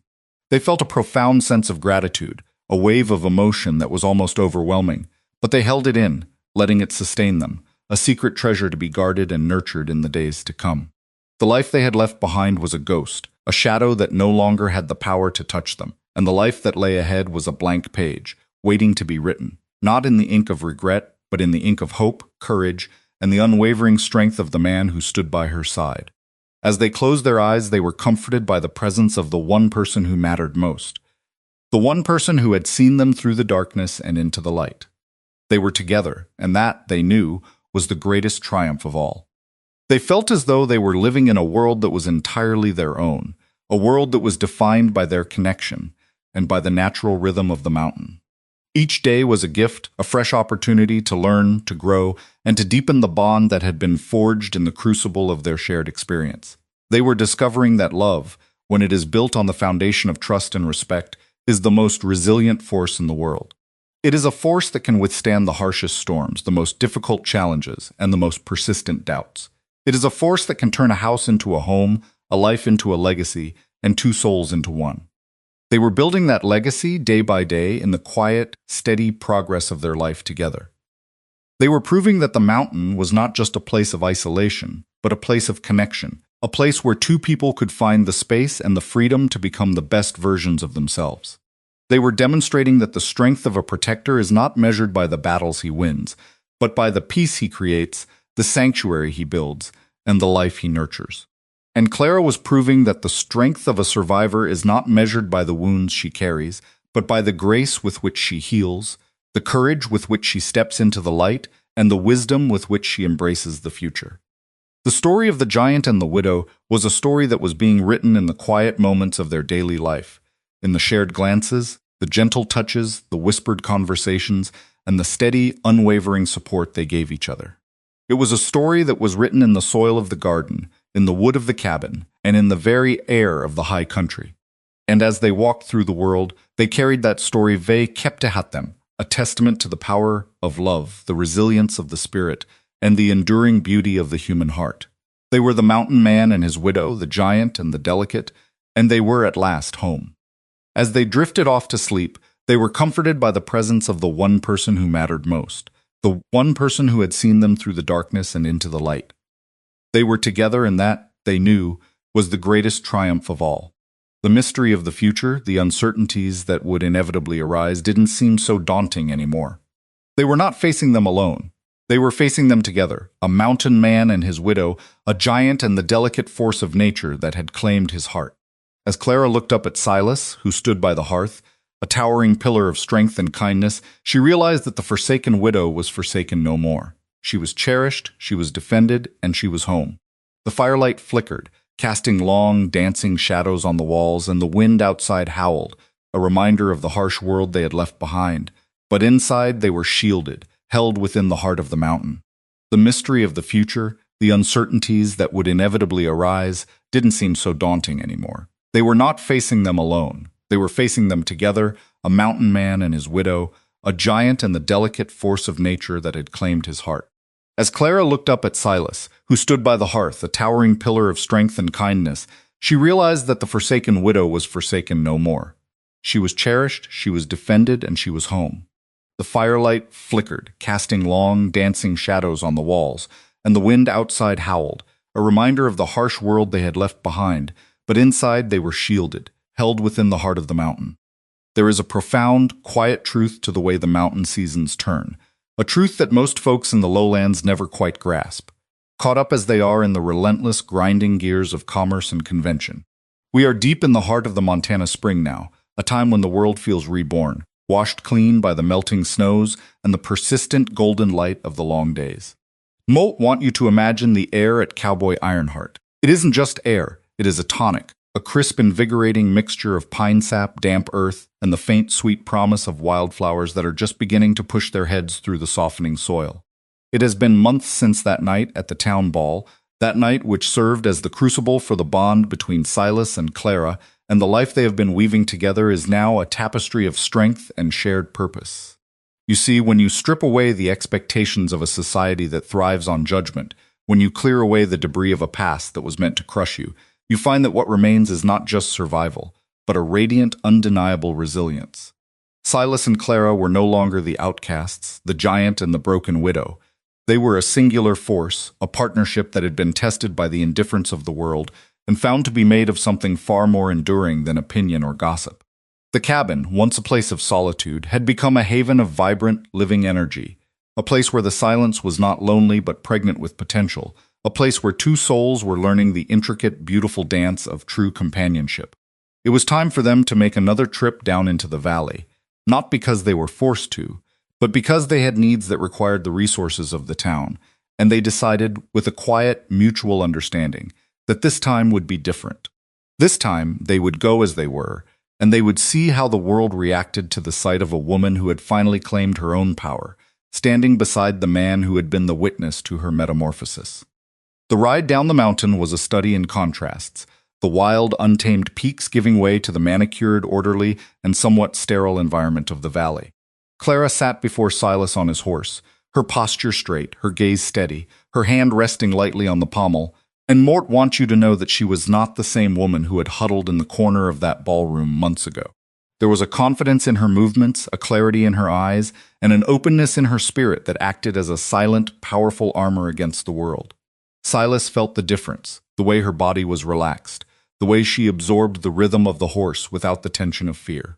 He moved with his usual, calm, deliberate grace, his massive frame shielding her from the wind and, in a way, shielding her from the scrutiny of the world they were entering. He didn't need to look at her to know she was ready. He could feel the shift in her, the way she had integrated the strength he had always seen in her into her own self-image. When they reached the edge of the town, the atmosphere changed, the air feeling suddenly heavier, more laden with the expectations and the judgments of the people who inhabited it. They rode down the main street, a sight that turned heads, stopped conversations, and brought a sudden, palpable tension to the air. People looked at them, the giant, rugged mountain man and the beautiful, slender woman who had been the subject of so many whispers. And they didn't see the broken widow and the outcast giant they had expected. They saw a couple, a unit, a pair that moved with a harmony that was unsettling to those who lived in discord. They stopped at the general store, a place that had once been a bastion of Clara's social ostracization, the place where she had been ignored, bypassed, and treated as if she were made of glass that might shatter at the slightest provocation. Silas dismounted, his boots thudding against the wooden boards of the sidewalk with a sound like a hammer hitting an anvil, and he turned to help Clara down, his hands as gentle as if he were handling a hummingbird. He stood by her side as they walked into the store, and you could hear the sudden drop in the chatter inside, the way the storekeeper's eyes widened, the way the other patrons instinctively stepped back to create a wide berth. It wasn't fear exactly, not like the kind you feel when faced with violence, but a begrudging, confused respect. They were trying to reconcile the image of the woman they had mocked with the woman who was standing before them. A woman who carried herself with a quiet, unassuming dignity that made their judgments seem small and petty. Clara walked to the counter, her eyes fixed on the shopkeeper, her voice clear and resonant as she asked for the supplies they needed. She didn't look down, she didn't shrink. She spoke with the authority of someone who Kanoeve kept exactly who she was and what she was doing. The shopkeeper, a man who had participated in the silent, cold shunning of Clara in the past, fumbled with his ledger, his face flushed, his movements hurried. He tried to maintain his usual detached professional demeanor, but the gaze of the giant beside her was an anchor he could ignore, a silent, unrelenting pressure that demanded he treat her with the respect she was owed. Silas didn't say a word, but his presence was a wall, a constant, unmoving point of reference that made any slight, any delay, any hint of insolence feel like a monumental error in judgment. Clara, seeing the man struggle, felt a wave of clarity wash over her. She realized that the power the town had held over her was an illusion, a ghost that only had life as long as she allowed it to feed on her fear. She wasn't angry. She was simply profoundly unimpressed. She waited for him to finish, her expression calm, her breathing steady, and when he finally turned to her, she thanked him with a grace that was so entirely genuine it left him looking bewildered and ashamed. It was the ultimate victory, a triumph not of anger, but of indifference. They had stripped the town of its power by refusing to play the part that had been assigned to them. As they walked out of the store, the town felt different, less like an adversary and more like a backdrop. A place of transient, unimportant lives that had no bearing on the reality of their existence in the mountains. They stopped at the small communal park at the edge of town, a place where people gathered to talk, to judge, to compare, and for a moment they just stood there, observing the scene. They were an island of calm in a sea of motion, a testament to the life they had forged. People were watching them, whispering certainly, but it didn't matter. The whispers weren't directed at them, they were directed about them. And there is a world of difference between the two. The giant cowboy and the fragile widow, now a mountain man and his partner, had become a legend, a conversation piece, a disruption to the order of things, and they carried that status with an ease that was almost playful. Clara turned to Silas, a small, genuine smile playing on her lips, and she told him that she had realized something. She had realized that she didn't need the town's approval to be whole, that she hadn't needed it all along. She had been looking for a reflection of her worth in the eyes of people who didn't even know who they were themselves, and that was the mistake she would never make again.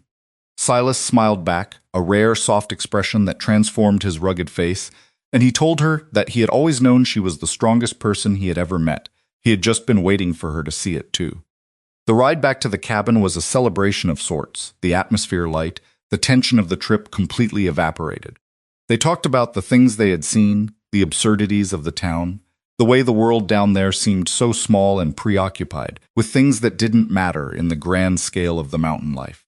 They were laughing, a sound that was foreign to the trails, a sound that felt like a secret gift shared between them. The mountain welcomed them back, the air growing cooler, the scent of the pine deepening, the silence of the high country wrapping around them like a warm blanket. As they climbed, the sense of returning home grew stronger with every step. The feeling of leaving behind a place of noise and discord to return to a place of truth and belonging. They were leaving the theater of the town to return to the reality of their lives, and the distinction was as clear as the difference between the shadows and the light. When they reached the cabin, the sun was beginning to dip behind the peaks, the sky a bruised purple and orange, a dramatic finale to a day that had been a turning point. They had walked through the valley of the judgment and had come out the other side, unscathed, unchanged, and more sure of themselves than ever. Inside, the cabin was waiting for them, the fire banked, the home they had built standing as a testament to their resilience.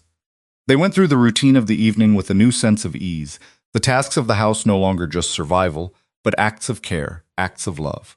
Clara moved through the space with a grace that was born of confidence, and Silas watched her, his appreciation for her deepening vekepte at every passing day. He realized that the woman he had saved was no longer the woman who needed saving. She was the woman who had saved him, who had brought him out of the solitude of his life and into the richness of a shared existence. He was the one who was now the recipient of the gift of her presence, the recipient of the warmth and the light she had brought into his home. They sat by the fire, the long, cool mountain evening settling in, and they talked, not of the town, not of the past, but of the future, of the life they were building, of the plans they were making, of the dreams they were beginning to dare to imagine. They were not talking about the world they had left behind. They were talking about the world they were creating, a world where they were the masters of their own destiny, a world where they were the authors of their own story. The intimacy of that conversation was a physical thing, a warmth that seemed to radiate from the heart of the room and out into the night. Clara told him about the stories she wanted to read, the things she wanted to learn, the way she wanted to deepen her understanding of the land, of the mountain, of the rhythms of the wild. Silas listened, his eyes fixed on hers, his expression one of profound, unwavering attention. He didn't just hear her words. He felt them, he absorbed them, he validated them. He told her that he would support her in everything, that he would be her student as much as her teacher, that they would learn together, grow together, and build a life that was a constant exploration of the world they had claimed. It was a partnership, a true, equal partnership, and it was a reality that felt more solid than the logs of the cabin they sat in. As the fire crackled, casting dancing shadows on the walls, they knew that they were where they were always meant to be. They were home. But the night, as it often does in the mountains, brought with it a sense of reflection, a time to consider the scope of what they had achieved. They had come from different places, brought together by circumstance, but they had stayed together by choice. They had walked through the fire and had emerged, not damaged, but tempered. They were the giant and the widow, and they were the proof that resilience, when nurtured, can become a force that moves mountains. They were the evidence that kindness, when practiced with strength, can change the trajectory of a life. They were the embodiment of the idea that we are not defined by what happens to us, but by how we respond to it, by who we choose to be in the face of adversity. And as they looked at each other in the quiet, firelit warmth of their home, they knew that the story they were living was only just beginning. There were seasons to come, storms to weather, challenges to face, but they were not afraid. They were ready. They were a team. There was a moment, just before they went to their rest, when Clara looked around the cabin and truly saw it, not just as a shelter, but as a masterpiece of their combined effort. The wood, the stone, the fire, the books, the life they had created within these walls, it was all a reflection of the bond they had formed, a tangible representation of the love that had bloomed in the most unlikely of places. She realized that she wasn't just living here, she was creating here. She was building a life, a history, a legacy. She wasn't just a part of Silas' life. She was a partner in the creation of a new life that belonged to both of them. And Silas, seeing the look in her eyes, felt a surge of pride, a warmth that he had never known before. He saw not just the woman he had protected, but the woman he had empowered, the woman who had grown into her own strength, who had claimed her ove kept no place in the world. He was, and always would be, her protector, her anchor, but he was also her equal, her companion, her partner. And that, he realized, was the most profound realization of all. As the moonlight flooded the cabin, casting long, silvery beams across the floor, they moved with a quiet, synchronized grace. The day had been long, the journey had been a trial, but the reward was the peace, the belonging, the shared, quiet strength of their life together. They were the mountain man and his widow, the giant and the delicate, and they were, at last, where they were always meant to be. The mystery of the future was no longer a source of fear. It was a source of excitement, a blank canvas upon which they could paint the story of their life, together, side by side, heart to heart, in the beautiful, wild, and enduring heart of the mountain. And they knew with a certainty that was as deep as the rock beneath them, that no matter what came, they would face it together, a team, a partnership, a love that would stand the test of time. The fire died down, the shadows grew longer, and the silence of the night settled over the mountain. But within the cabin there was the warmth, the light, and the shared, quiet, beating heart of two lives that had become one. The weeks that followed this trip to town were marked by a period of profound stability and growth, a time when the external challenges had finally receded, allowing the internal landscape of their relationship to flourish. It wasn't that the mountain was without its demands. There was always work to be done, fences to mend, the garden to tend, the supplies to manage, but the work no longer felt like a struggle against the environment. It felt like a collaborative effort, a dance with the elements that they were becoming increasingly adept at performing. Clara found herself more and more engaged with the land, her understanding of the seasonal cycles growing sharper, her ability to read the signs of the weather becoming intuitive. She was just living in the mountain. She was beginning to understand its language, the subtle, complex dialect of the wild that Silas had been fluent in for years. He, in turn, found that her perspective added a new, vibrant layer to his own existence.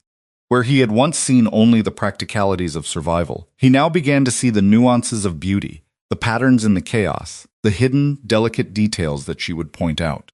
It was a mutual enrichment, a broadening of their worlds that made every day a new, fresh exploration of what it meant to live, truly live, in the high country. They spent the evenings reading aloud, a ritual that had become the cornerstone of their downtime. They read books on everything: history, natural philosophy, literature, stories of people who had navigated the challenges of their own times.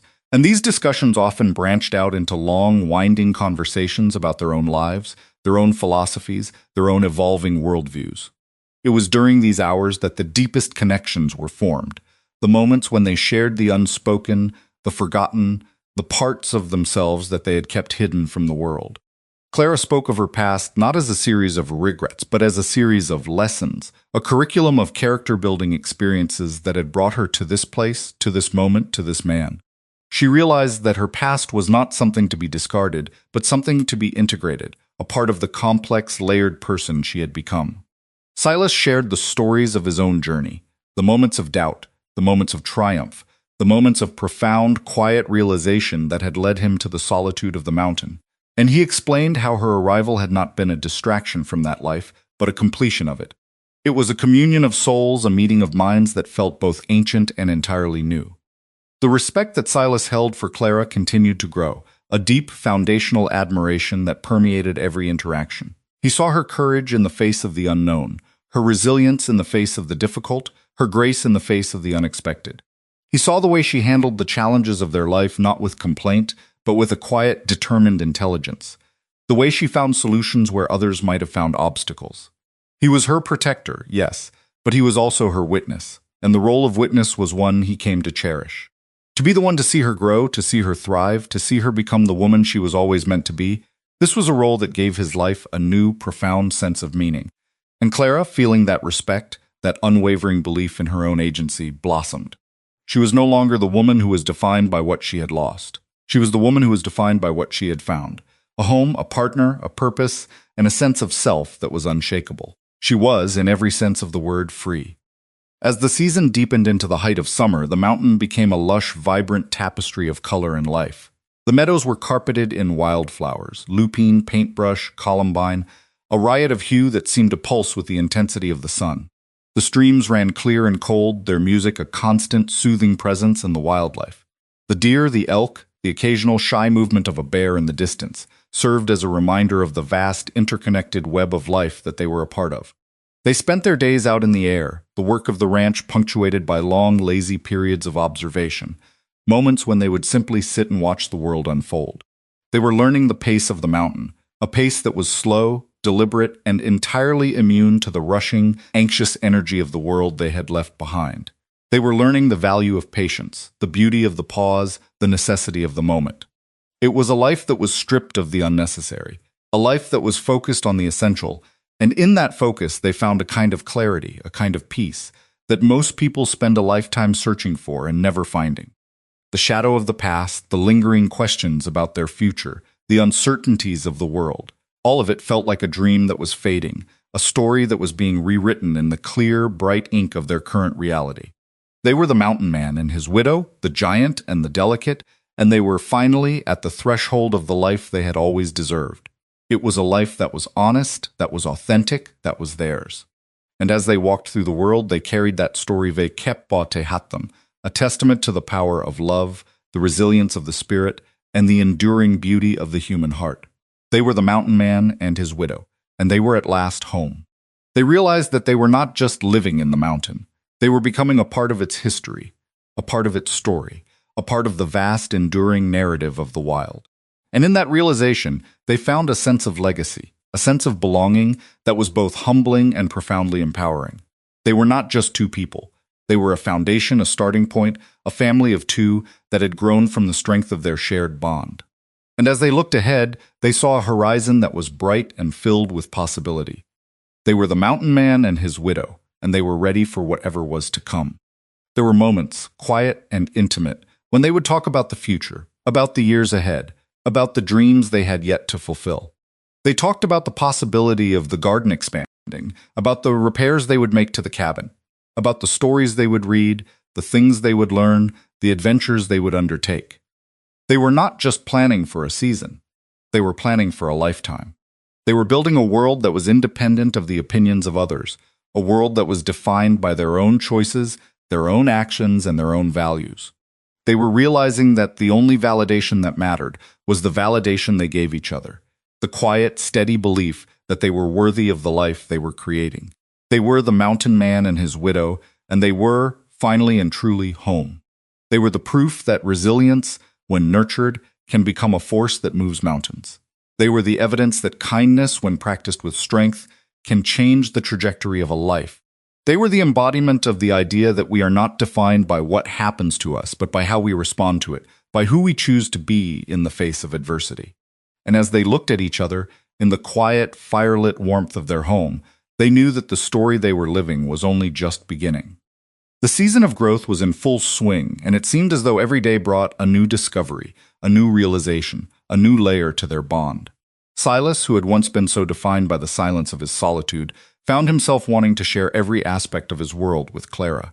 He showed her the hidden trails that wove through the forest like veins of a leaf, the secret clearings where the elk would gather at moaf dusk, the spots where the sunset hit the peaks with such ferocity it looked as though the mountains were burning.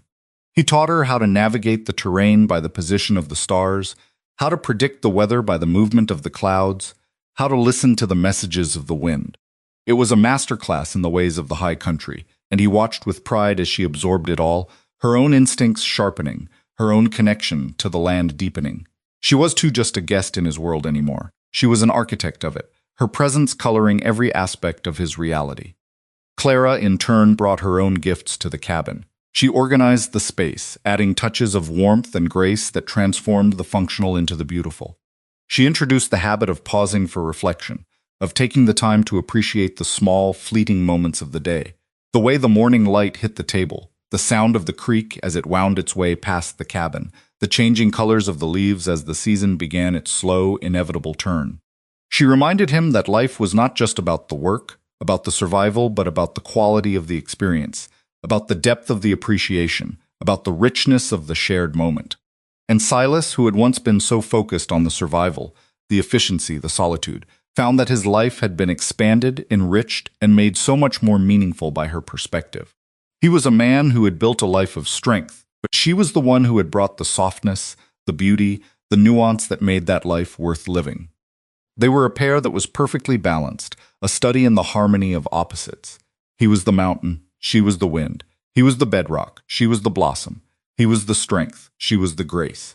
And in that balance they found a kind of wholeness that they had never known before. They were the mountain man and his widow, and they were at last where they were always meant to be.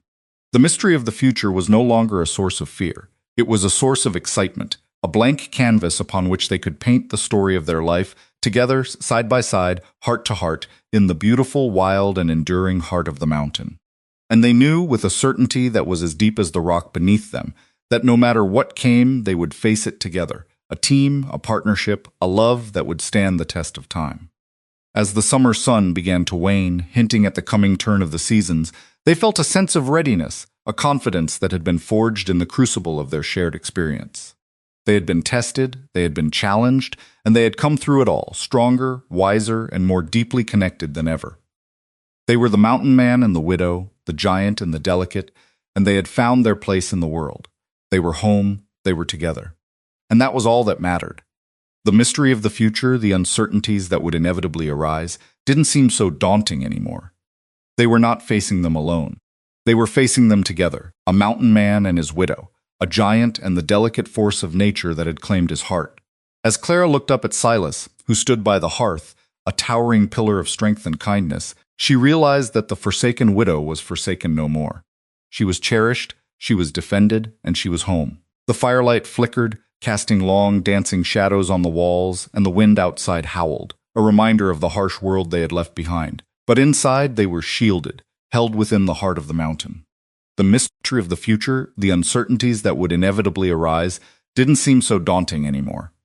They were not facing them alone. They were facing them together, a mountain man and his widow, a giant and the delicate force of nature that had claimed his heart. As Clara looked up at Silas, who stood by the hearth, a towering pillar of strength and kindness, she realized that the forsaken widow was forsaken no more. She was cherished, she was defended, and she was home. They were the mountain man and his widow, and they were, finally and truly, home.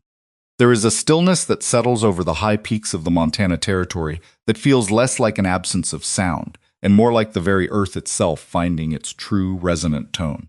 As we reach the final turn of our journey together tonight, Mort want you to close your eyes for a moment and listen to that silence with me.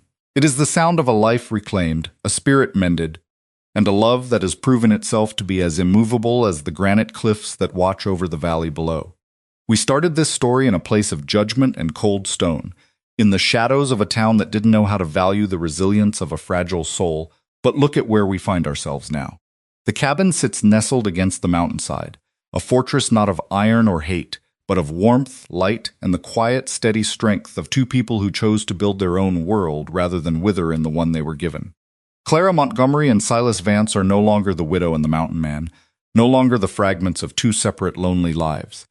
They are a whole, a singular unit, a testament to the fact that when you stand firm in your truth, the storms of the world eventually lose their ability to shake you. It is a profound realization, a shift in the axis of their existence that wasn't sudden, but slow and deliberate, like the turning of the seasons or the steady growth of the great pines that guard their home. Consider for a moment the nature of true justice. We often think of justice as something that is handed down by a gavel or a court, a victory won in an argument. But the justice Clara found was far deeper and more lasting than that. Her justice was the freedom to wake up in a place where she was seen, where she was cherished, and where the air was not filled with the static of other people's expectations. Her victory was not in convincing the town of her worth, but in realizing that their opinion had never truly mattered in the first place. Silas had been the catalyst, the towering force that reminded her of her own inherent value, but the work of healing had been hers. She had carried her trauma like a leaden weight, but here, in the clean, honest air of the high country, she had laid that burden down, piece by piece, until she found the woman who had been waiting to emerge all along. The fragility that the town had mistaken for weakness was, in truth, the flexibility of the willow. It was what allowed her to survive the gale and bounce back, rooted deeper than ever. And Silas, the silent protector, had undergone his own transformation. He had been a man who found safety in the isolation of the heights, who believed that his strength was a shield he had to keep closed against the world. But in Clara, he found a reason to open that shield. He realized that the strength he possessed was not meant to be kept in reserve, but to be shared, to be used to build, to protect, and to nurture. They had saved each other, not in the dramatic way of heroes in a storybook, but in the quiet, profound way of two travelers who find the path forward is much easier when they are walking it together.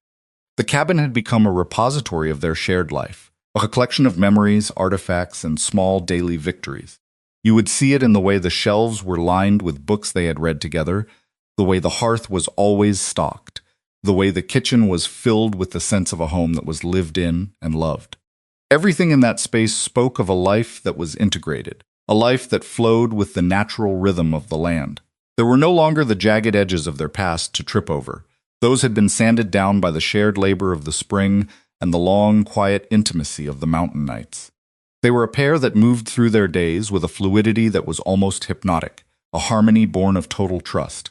Silas would handle the heavy work, the things that required his immense strength, but he did it with a consciousness of Clara, making sure the environment was safe, that the path was clear, that she always had the support she needed. And Clara, with her keen eye and her quiet, determined spirit, brought a sense of order, beauty, and grace to the home that transformed it from a shelter into a sanctuary. She was the one who could spot the coming storm in the way the wind shifted, the one who found the wild, hidden beauty in the landscape that Silas had walked past 100 times, the one who reminded him that there was more to life than just the survival of the day.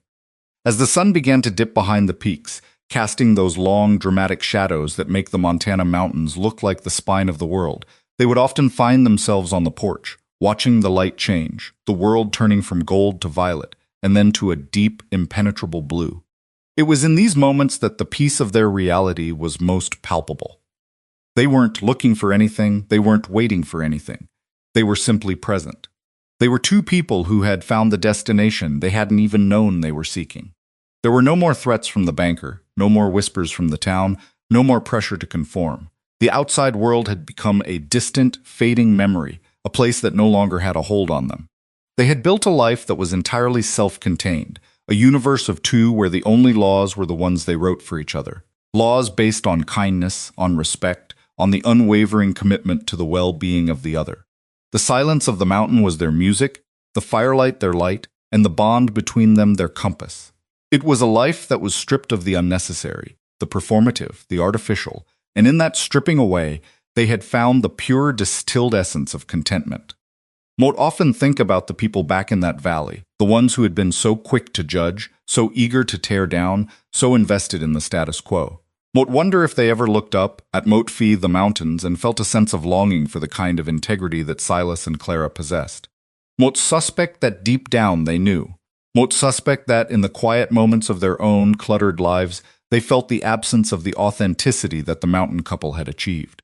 It is a lonely thing to live a life governed by the opinions of others, to spend your days acting out a script that someone else wrote for you. And it is a powerful thing to step out of that cycle, to claim your autonomy, to decide that you are going to define your own existence.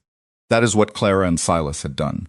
They had chosen the hard road, the road of the mountain, the road of the outcast, and in doing so, they had found the richest life imaginable.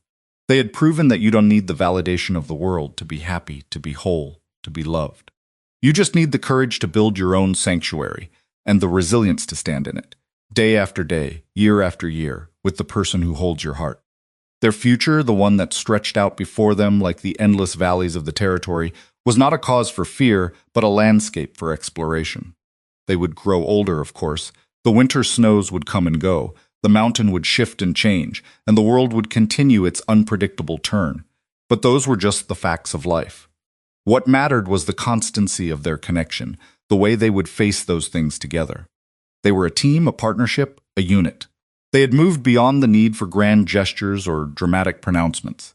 They had reached a level of understanding where a glance, a touch, a shared silence was enough to communicate everything that needed to be said.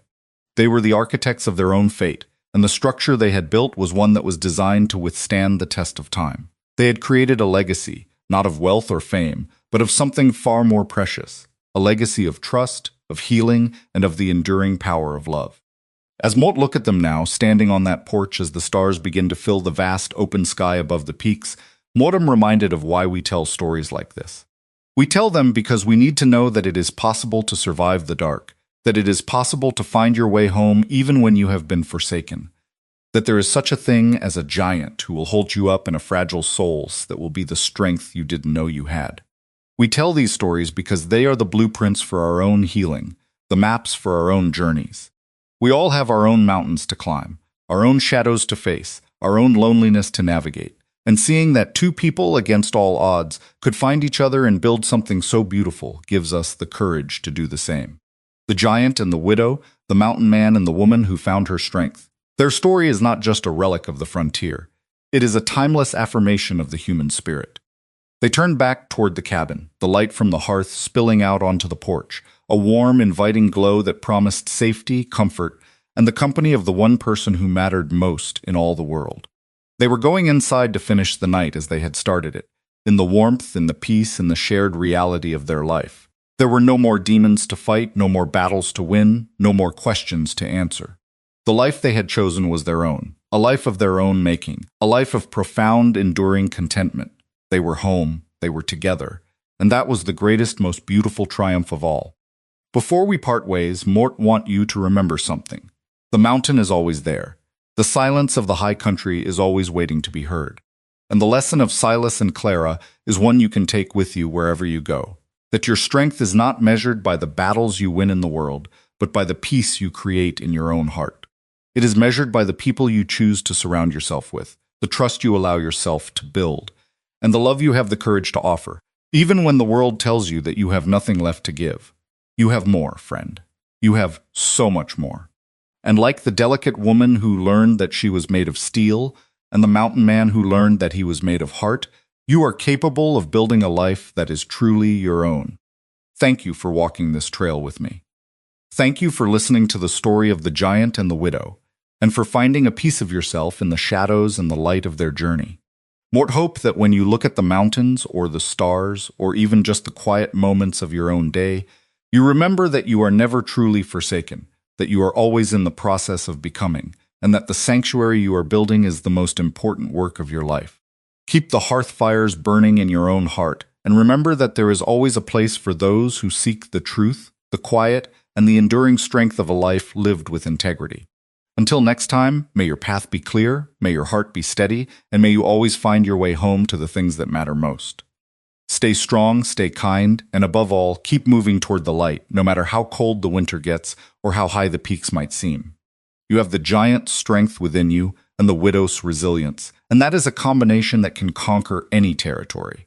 Thank you for being a part of the Cowboy Ironheart family. Until our next campfire story, be well.